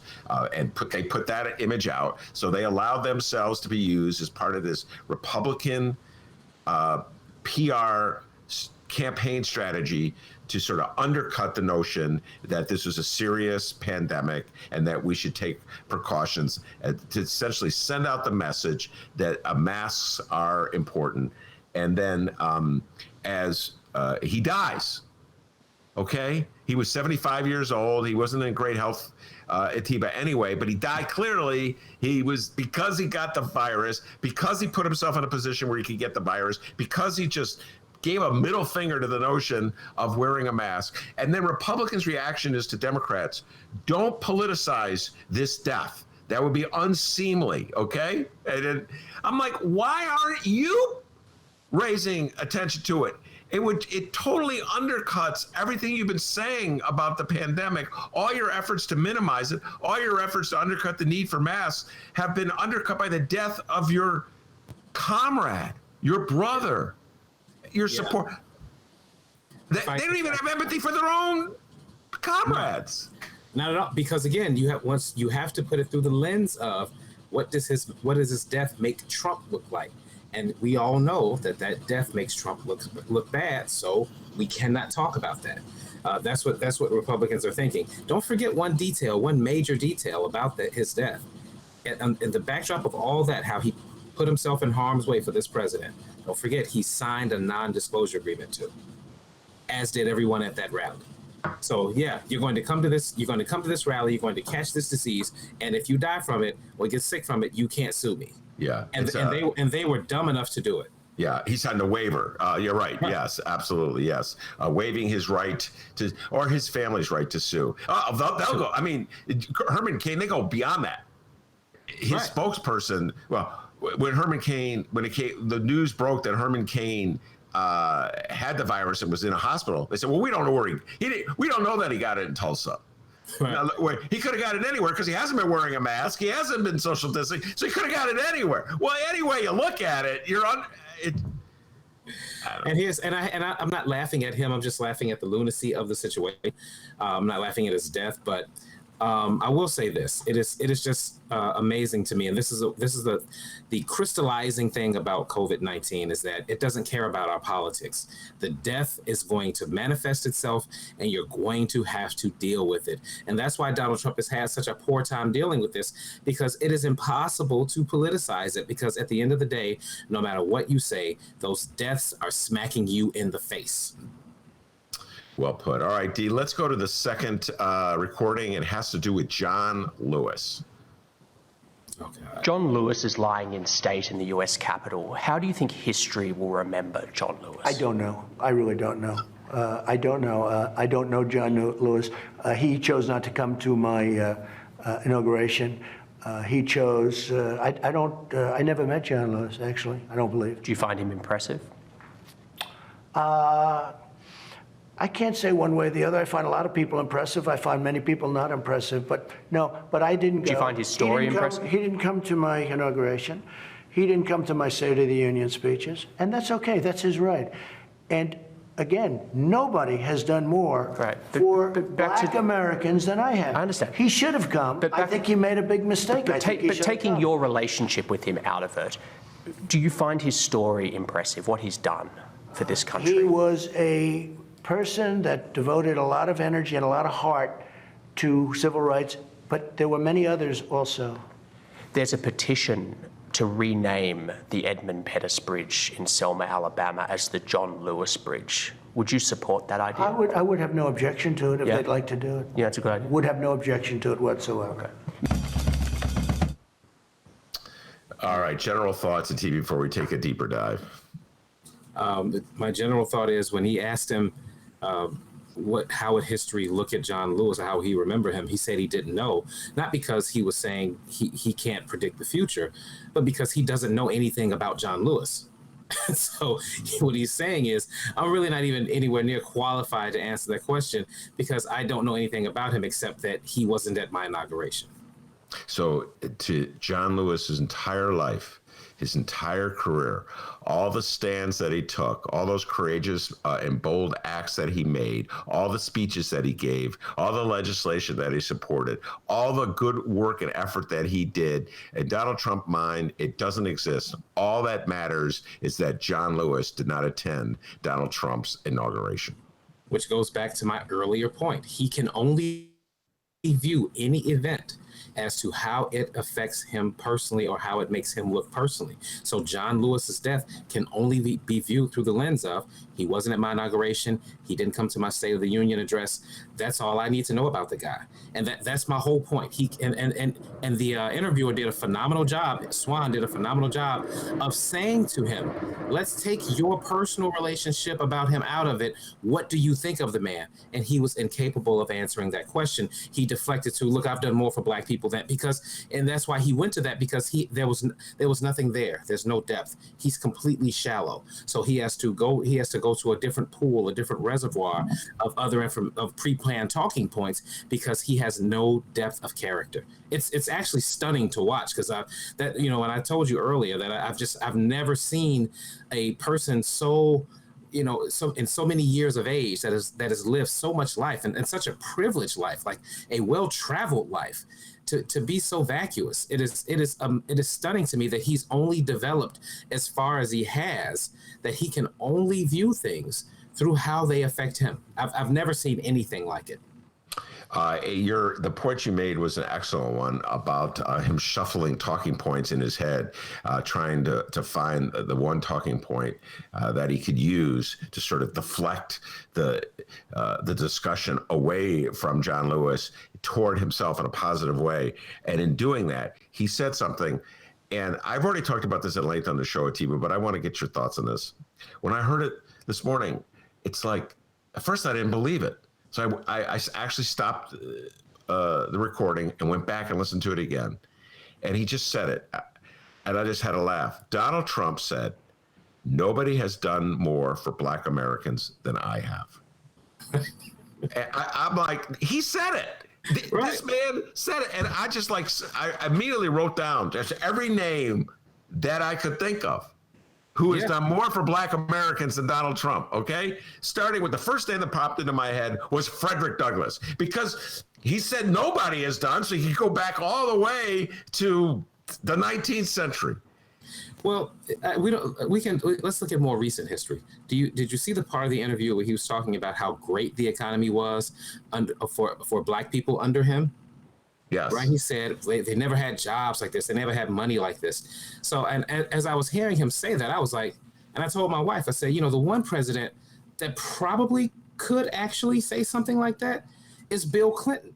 Now, he couldn't take full credit for it because Bill Clinton was the beneficiary of the .com boom, but the mid 90s up until really the housing crisis were very good financial times for all Americans and Black people as well. There was a strong Black middle class during the 80s and 90s. You had tons of Black people working good union jobs at either GM or Ford or the major automakers. You had tons of Black folks that were able to step into the middle class through the post office, hint, hint. And we've seen all these institutions attacked and belittled. You even had a bunch of you even had a lot of Black folks in the middle class because of the educational system, working as teachers, working again in schools, and even working for the states. People that, again, have government jobs. So, again, all of the things that Republicans attack are a lot of the ways that Black people have been able to find some modicum of financial relief in this country. So it's just stunning to hear him say that because, again, his economy was still nowhere near as good as Bill Clinton's economy back in, again, throughout the 90s. I'm going to, I hear everything you're saying. My immediate temptation is to go down a path about how I am through with Bill Clinton after the John Lewis funeral. I just wrote a column about this, Atiba. I didn't tell you about this when we talked this morning. I am so through with Bill Clinton. I just, but you talk about it's not to undercut the point you're making. I hear the point you're making. I just want to, like, me as a Democrat, I've been a Democrat my whole life. I've voted for Bill Clinton twice. But I am so through with Bill Clinton. I'm just not going to take the tangent. There were a couple things he did in that speech. Go ahead. What were you going to say? Well, I just wanted to make one other point about Trump and that interview and what he said about John Lewis at the end. And what he said, the last thing that he did, he actually all lives mattered John Lewis's civil rights work. And what I mean by that is, he said, yeah, John Lewis did some great things for civil rights, but there were others, right? Do you recall him saying that? He said there were. So what? Right. So that's saying all civil rights matters. I mean, all civil rights activists' lives matters. What he just did in that sentence by saying he's not special in this moment right now because he's dead. Let's talk about everybody else that did civil rights work. Why are we singling him out?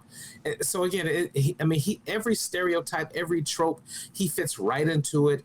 It's stunning again, just how lockstep his supporters are in with his behavior. It's absolutely amazing to me. No, he absolutely. I know what he was trivializing John Lewis's life, right? And he was trying. He was trying to find a justification for not in any way praising John Lewis.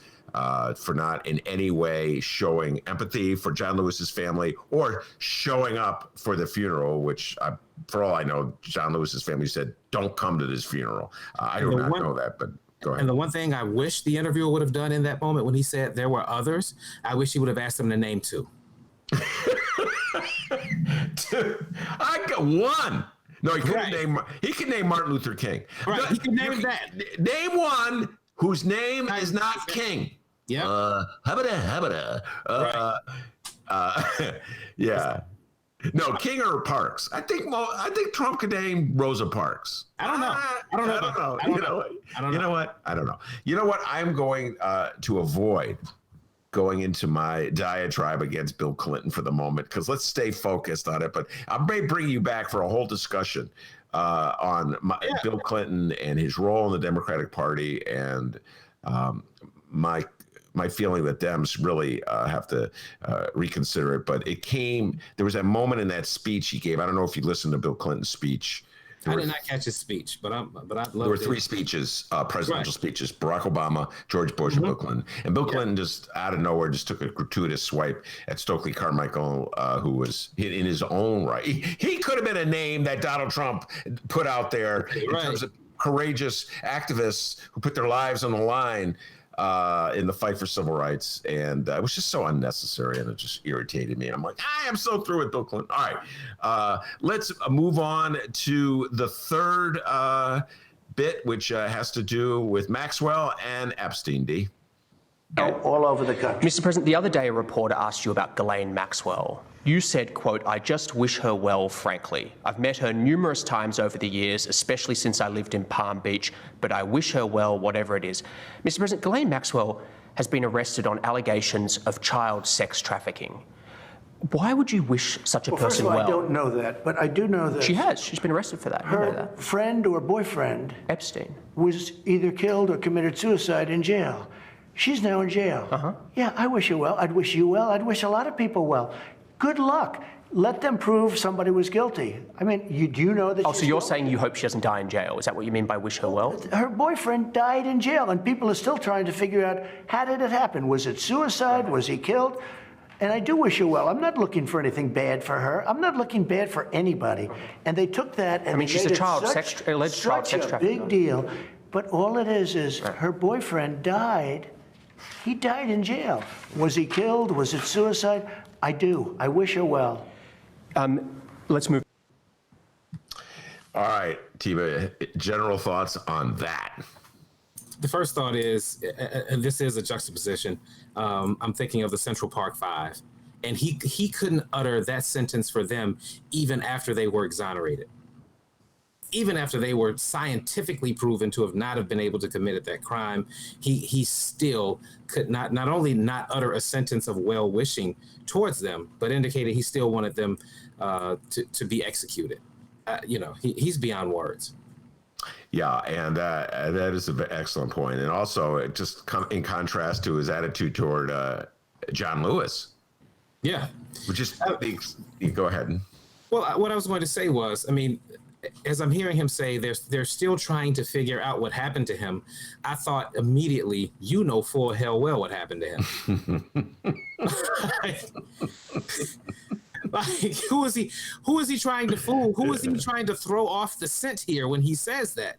He knows what happened to that guy, and no, he didn't commit. I hate to, follow the trends, but Epstein did not off himself. So, and Trump is fully aware of what happened to Epstein as well. So, again, we all know that Epstein had connections to some of the most powerful people in the world, and there was no way that he was going to let those secrets spill.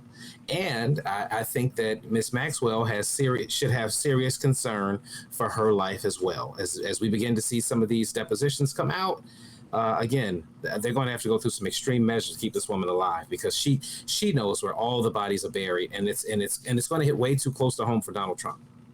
Well, that's of course. I just want to say. Leonard Goodman will be coming on the show tomorrow to talk about Jeffrey Epstein and Ghislaine Maxwell. He's sort of our show's resident expert on all things Epstein. But Donald Trump was a pal of Epstein. They ran in the same circles in the 90s and the early O's. Bill Clinton, that's part of the reason I'm through with Bill Clinton. Bill Clinton was a pal of Jeffrey Epstein. I cannot, for the life of me, Atiba, understand how Bill Clinton would allow himself to pal around with Jeffrey Epstein after what he put us through with, you know, he put this country and through such hell with the Monica Lewinsky affair, got all the Democrats to sacrifice all their political capital to save his sorry little political behind. Okay, probably brought down Al Gore's presidential campaign, probably brought down ultimately his wife's presidential campaign. Yeah. And still, the man has the arrogance to hang around with Epstein. And then he goes, well, I didn't know about this stuff until I read about it in the paper. Come on, Atiba. Does he think we're stupid? And that's my point about Epstein, is that, again, it's not a thing where it's a bunch of Republicans. He has the goods on everybody. Republican, Democrat, it does not matter. That a lot of people hung out with this guy for all the wrong reasons. And at some point, I think we're still going to come to light. When he says Donald Trump, when you hear Donald Trump say, "I wish her well," what do you think? What message is he conveying? Oh man, I'm hearing a couple of things. I'm hearing, "Please don't narc." I'm hearing a message to her, saying, hey, if you can somehow get out of this without these secrets being spilled, I got you. That's the first message I hear, because I don't know. I mean, she might go to federal prison, and then if she does, he can pardon her, right? Mm-hmm. And he could be very well right now laying his classic Donald Trump groundwork of she was treated unfairly. They were wrong to her. There's no reason for her to be treated that way. And he could, again, I could see him commuting her sentence or pardoning her or whatever in the future. So the first thing I hear is a dog whistle to her saying, hey, hang in there, keep your mouth shut, and this can still end well for you. Because if he wins a second term, whatever she's going through in the courts will have resolved itself by then, and he'll be in a position to help her. So that's the first thing that I'm hearing. The next thing I'm hearing is that genuinely he doesn't care about child sex trafficking. Again, let's not pretend that he wasn't accused of rape by a 13-year-old that I think he met through Epstein. So. Again, let's not pretend that Donald Trump isn't who he is. By the way, and also there is a lawsuit against Donald Trump making its way through the courts in New York. Jean Carroll, I talked about it many times on the show and written about it. She accused him of rape, and he's fighting like hell to squash that lawsuit. And so he's doing two messages at once. And Atiba, if he gets away with this with his followers, then they really will follow him off a cliff. On one hand, he says, "I wish her well," and then on the other hand, he says, her boyfriend, a funny way to phrase Jeffrey Epstein. Anyway, her boyfriend died in jail, and we're still trying to figure out what happened here. And like as your point's a very good one, as the president of the United States, he couldn't find out. Like he couldn't order an immediate investigation, heads roll type of thing. How dare you allow this prisoner to kill himself? I want to know everything I can possibly know about it. He could order that tomorrow. So he's like, he's like me. Wow, who knows? I mean, I'm just the president of the United States. I don't know anything. But it also feeds the notion that, and this is very prevalent among Trump supporters, that Jeffrey Epstein's death was engineered somehow or other by forces on the left, Clintonian Democrats. So that is a subterranean, not even that subterranean, because I get all the Tea Party emails. So I see the stuff they put out about Epstein. Whenever they can, they try to link Epstein's death to the left. And so Donald Trump is doing two things. He's like, by the way, we're still trying to figure out what's going on. Her boyfriend is, and he's feeding that notion that somehow or other, Jeffrey Epstein's death, it was caused by people who are trying to conceal information about Democrats, as opposed to people who might want to try to conceal information about him. Exactly. And from what I hear in the conspiracy world is that, they always make a connection to the visit Bill Barr gave to Epstein while he was in prison, and that he immediately tried to go see Maxwell when she was first arrested, and her lawyer prevented him from doing so. So again, it's, that's the sad thing about Epstein. It's like, once he dies, it's like, well, who killed Jeffrey Epstein? It's like a board game. It literally could have been anybody. Yeah. Well, let's hope that we get to the bottom of this one. I don't know. A portion of America will not believe whatever the official story is. You get what I'm saying? Whatever the official story, it's like the assassination of JFK. Yep. There's just a portion of America will not believe that for whatever reason. All right, let's move on to the next item that's on your mind, and it has to do with our elections, our post office, and the connection thereof. What is that connection, and what is the danger, Atiba? The danger is the president. I mean, my goodness. I mean, the reality is the post office for years has been a shining beacon of the government as it pertains to their budgetary concerns, as it pertains to, again, their proficiency If you remember, Congress is the one years ago that took money from the post office, or made the post office self-fund itself for like a decade, throwing their, again, they were completely budgetary, and they were completely solvent budgetarily, and Congress threw them off and was able to leverage money off of the post office. The post office was in great shape before Congress, and a Republican-led Congress, by the way, messed them up. So let's start there. That the post office is is one of the few great functioning government entities. It is also one of the only government entities protected by the Constitution. Actually, in the Constitution is the post office. So we have to start there. That's how serious this is. And right now we're dealing with a president who's trying to tell us now, for some reason, that the post office doesn't work, that it is inefficient, that these are people that it is inept, and that they are not going to be able to handle mail. The thing that they've been doing for 200 years in this country, for some reason, come November 2020, that's going to overwhelm them. Now, is there any evidence for that? I mean, is it possible? Sure, without the proper preparation. But I don't know. We've got, 5 months to get ready for it? I think, as again, the richest country in the world that's been doing this experiment now for 250 years, I would imagine we should be able to have the post office function with some degree of efficiency to do the function of the most important thing that separates us from every other country in the world, and that's our democracy. So again, I don't know who he's fooling, but he's not fooling me. Well, I'm concerned on this front, and I sent you an article about what's going on in New York. I don't know if you had an opportunity to read it. I did. I'll talk. Okay, it has to do with the primary that went down several weeks ago in a congressional district in New York City. Carolyn Maloney is the incumbent congresswoman, and she is being challenged by Suraj Patel.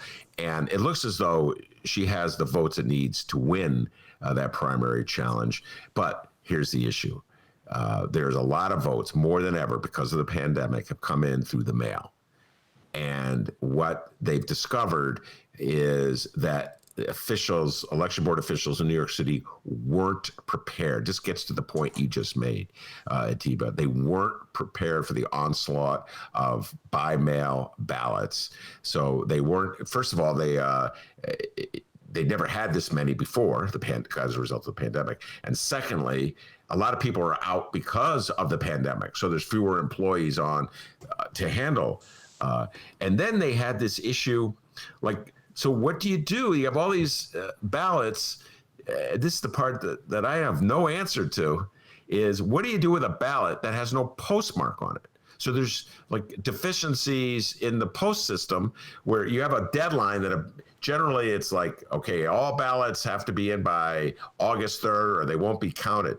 And they have to be postmarked August 3rd. We've heard that a million times. That goes back to our taxes. You have to have a taxes postmarked by April 15th.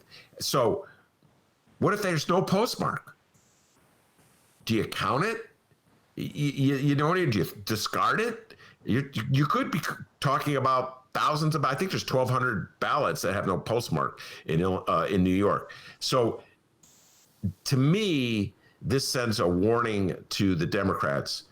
You got to really get ready for this election. You got to be prepared for the worst, because Donald Trump cannot be trusted. So we have to be the top of our game. What's your thoughts? Well, the first thing is, when you look at the Trump administration, when you look at his cabinet members, right, he has strategically, in every cabinet he has, assigned someone who is either against whatever agency that they're running or completely incompetent to it. And then the post office becomes just another in a long line of that. When you look at, what was his name? Governor Perry, that was in charge of the EPA, of all people to put in charge of the EPA. When you look at Betsy DeVos in charge of education, of all people, a person who was completely against public education. And so now he has one of his cronies running the post office as the postmaster general, who is now yet another person in place to make the post office less efficient. This is all by design as he tries to break down government to say that, one, it doesn't work, and two, he's the only person that can fix it as he's breaking it. So I gotta just, this is an anecdotal little thing here that I got actually from my producer yesterday. He got and I really don't subscribe to these things, but he was able to get some personal confirmation about it, but I'll just read it. It says, important warning. My mailman just confirmed they have all officially been told to slow the mail down per Trump's postmaster general. So again, that was their point in this warning. And then my producer, we have a mutual friend that graduated high school with us that's been a mail courier since we've graduated high school, going on 30 years. And he spoke with him about it. And sure enough, he said, I asked Mark if this was legit. And he said, yes, they've gone from having 2 hours to sort mail now down to 30 minutes. So we can see this happening practically, literally. They are all, I forget who said it, the first person I heard say it, but it is true. Donald Trump is not trying to win this election. He's trying to steal it. And everything that he's doing is in line with that, including the post office. Well, and that's why it's really important for Democrats not to lose track of this, to get their game together. And it's tough. You're right. Absolutely. From the top. Rick Perry was energy. Rick Perry was the Department of Energy. Thank you. Sorry. The point you make is an excellent one, though, Atiba, that he appointed people who attempted to sabotage the very entities they were overseeing, and to use them for political purposes to give an advantage to themselves. And this will happen in this election. The problem for Trump, the delicate balancing act here to some degree, because despite all his rhetoric, and you know this as well as I do, Atiba, he's going to be relying on ballots by mail, because many of his supporters aren't going to want to go to the polling booth either. You know what I'm saying? And so in many, like Michigan or Pennsylvania or Florida swing districts, swing states that he needs to win, North Carolina, he's going to be depending on it. So you get what I'm saying? If he goes too far in this direction, it could actually hurt him as well. Well, again, this goes back to the beauty of COVID, those deaths. No matter, Trump supporters are only so dumb. Please believe that Herman Cain's death, while Republicans are trying to dismiss it, while they may not admit it out loud, trust me, it resonated. Yeah. It sent chills even through his party, because they know if Herman Cain, who is ultra rich, had the access to the best health care, if he can get it and die, guess what? So can you. And so again, you're right. A lot of his supporters, while they talk that mess, will be mailing in their ballot. So that's the amazing thing about Trump, is that even when you look at especially his response to coronavirus, everything that he's done to preserve himself actually hurts him. And it's so easy to figure out. I'm just stunned at some of the decisions that he's made. But again, is it hard to believe that the president would say slow the mail down when we literally saw him say at a rally, slow the testing down? Yeah, it's certainly possible. It's certainly in the realm of possibility. Good point. All right, we're going to close with this. We don't have nearly enough time left to give this subject the attention it deserves. So that's just my way of saying I'm going to bring you back. Open schools versus open sports. And you were the one who introduced this parallel to me when we were talking today. The stories in all the newspapers in Chicago were about the protests Chicago teachers unions have against the Board of Education, demanding that schools not be opened in September, that it's still too dangerous for teachers. And at the same time, a sports junkie that I am, I'm watching basketball and baseball. And hockey is also kicked in. I'm not a hockey fan, so I'm not paying any attention, but it's also kicked in. And just, Atiba, the amount of attention lavished on each of these athletes in baseball, basketball, and hockey to make sure that too many of them don't get sick. They're taking the virus very seriously. I don't even know how they could even go come even like within inches of that in terms of protecting the schools. So talk, open schools, should we open the schools or should we keep them closed? Yeah, so if you just Google the phrase baseball, coronavirus, these are some of the headlines that come up. St. Louis Cardinals, Detroit Tigers postponed due to coronavirus outbreak. The Marlins returned from coronavirus with 16 new players because 16 other players had coronavirus. Again, and they just go on and on about that, especially with the St. Louis Cardinals, because they just had 13 St. Louis Cardinals players and staff tested positive for COVID-19. That was 23 hours ago, according to CNN. So again, we're seeing a baseball season start that just this past weekend, the commissioner of baseball said the season could be over Monday and over yesterday if the results came back a certain way. So this is the most tenuous thing we've ever seen. Baseball doesn't have nearly the contact that football has. So if they're having this level of problem with baseball, how are they ever imagining a football season actually happening? And the only reason basketball has gotten as far as it has is because they've been able to centralize everything into one stadium, one city, and one bubble. But football and baseball, those players are still flying in from other cities and flying back out and going to wherever it is they need to go. So again, I just don't. We're not dealing with realism here as it pertains to schools. Again, there are so many levels, and it comes back to leadership. We should all be able to look at a central platform, a central standard, CDC, and understand what it would take to open a school, what the positivity rate needs to be at, what procedures need to be in place. And school districts' fundings are so all over the place, which is why we need more federal leadership in this. That again, only certain school districts will have means and others won't, and that is one of the most unfair things I've ever seen. So until we can get some type of equity and balance in our standards and meeting those standards for each and every school district, then I don't think I think it's too premature to even talk about it. Well put. I agree with you. And the whole debate about schools just exposes all the inequities that exist, even without. You said it. You said it. Yep. We rely so much on the property tax to fund our schools. So towns that have a deeper base for the property tax are already at an advantage over poorer towns. So, So if you were Mayor Lori Lightfoot, would you open the schools? Oh man, looking at Chicago's positivity, I would be inclined. I mean, Chicago, I think, barely makes the cut.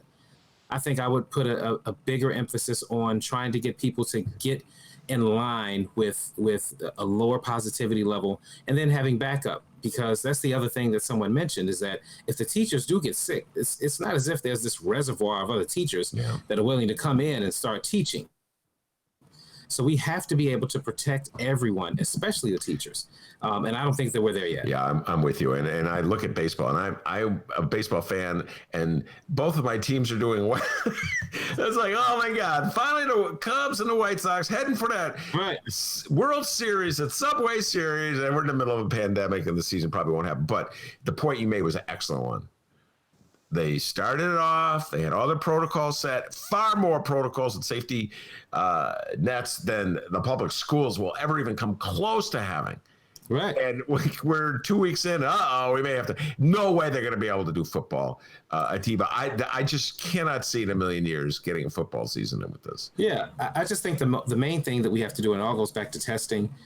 We still have this huge disparity. The president is getting tested several times a day with results coming back within 30 minutes. And until that's a national standard, I think it's going to be a problem. We still have people waiting 7 to 10 days just to get results, which by that time, honestly, what is the purpose of the test? So until we can get some rapid testing that's accurate, and we can find out if someone has coronavirus within an hour, again, everything that we're talking about is premature. All right, Atiba, I'll let you go now. But before I do, tell folks how they can listen to you and David Seaton. Sure. You can hear the Buchanan and Seaton radio show on WVON AM 1690 on Friday nights from 9 until midnight. You can listen on WVON.com, and it's also an iHeartRadio station.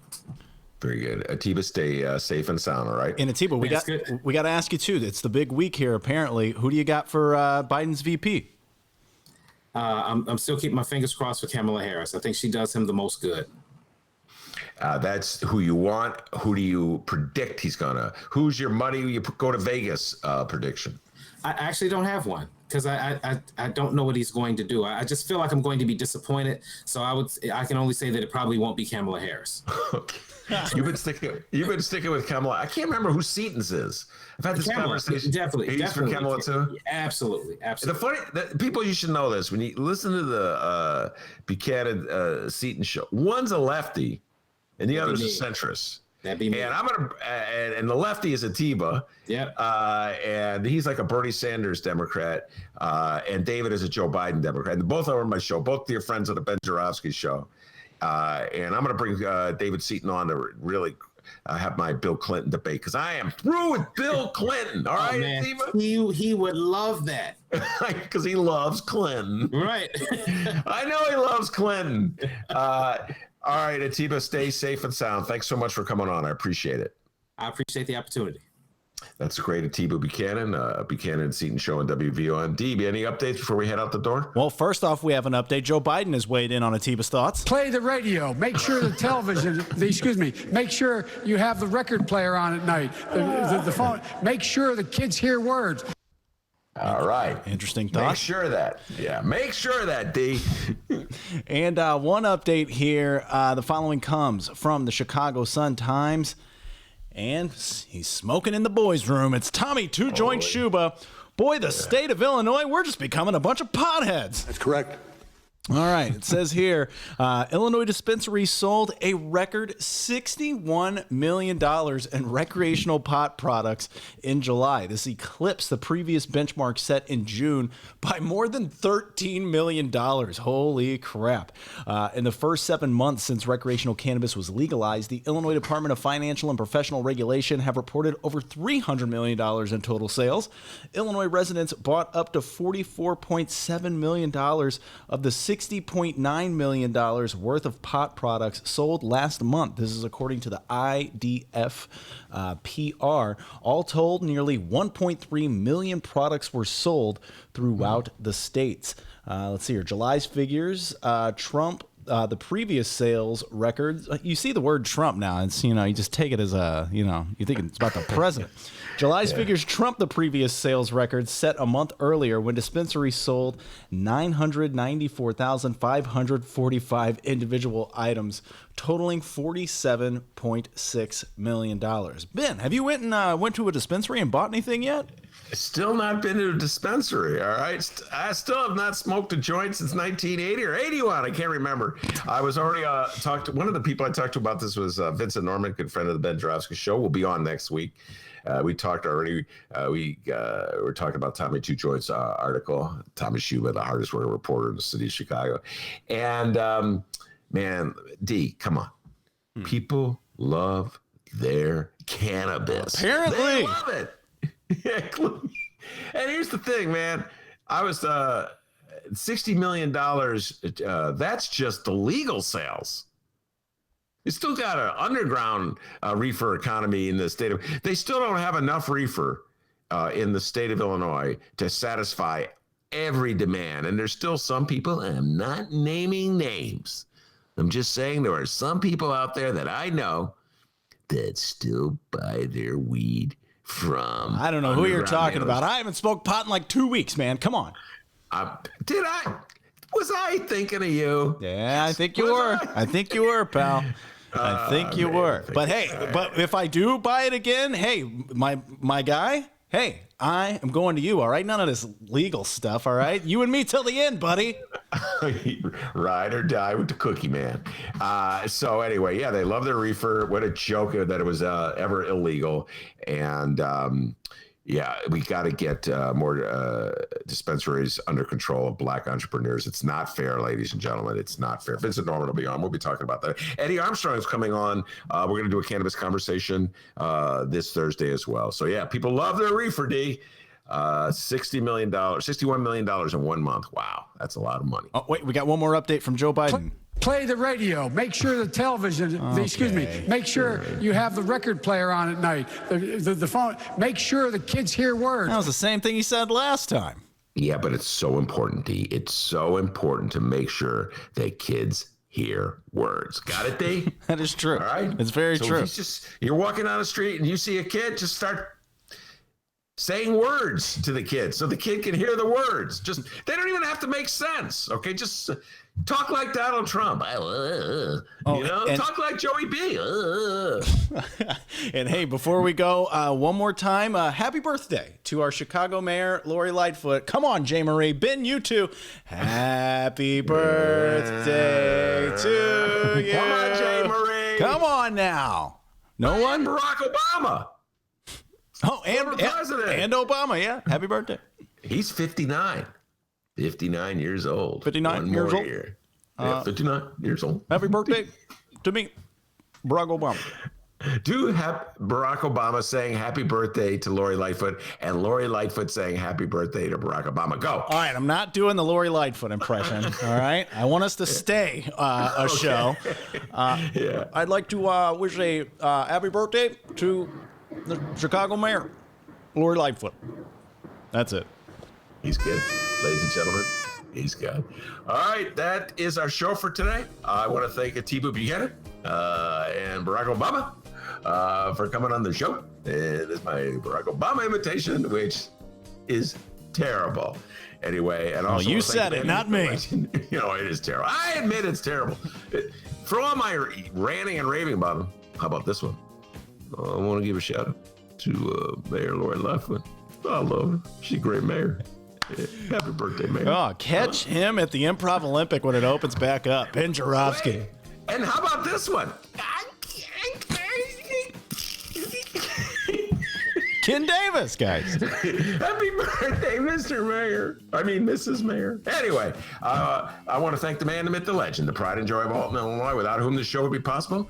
And as Lori Lightfoot, Barack Obama, Atiba Buchanan, Ken Davis, and Joe Biden will all tell you, back home in Alton, they call him Dr. D. Give yourself a raise, take it out of petty cash. See you tomorrow, everyone. Hey, and follow us on social media at Benny J Show, BENNY, the letter J Show, on Facebook, Twitter, Instagram. Catch part 2 with Joshua Smizer De Leon. That's going to be available tonight at 7 o'clock, both Chicago Sun-Times and Chicago Reader websites and wherever else you download your favorite podcast. Dog Doggerson, you're on the live stream. What's up, dude? Everybody, thank you for joining us on the live stream chat. We'll see you tomorrow. How did you go from sharing stories over the years to deciding to write a book? Good question, Mayor. Good question.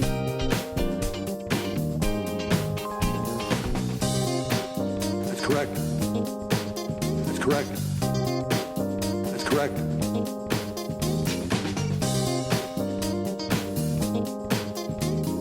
Play the radio. Make sure the television, make sure you have the record player on at night, the phone. Make sure the kids hear words. Bullshit. It's bullshit. It's bullshit. Bullshit. Bullshit.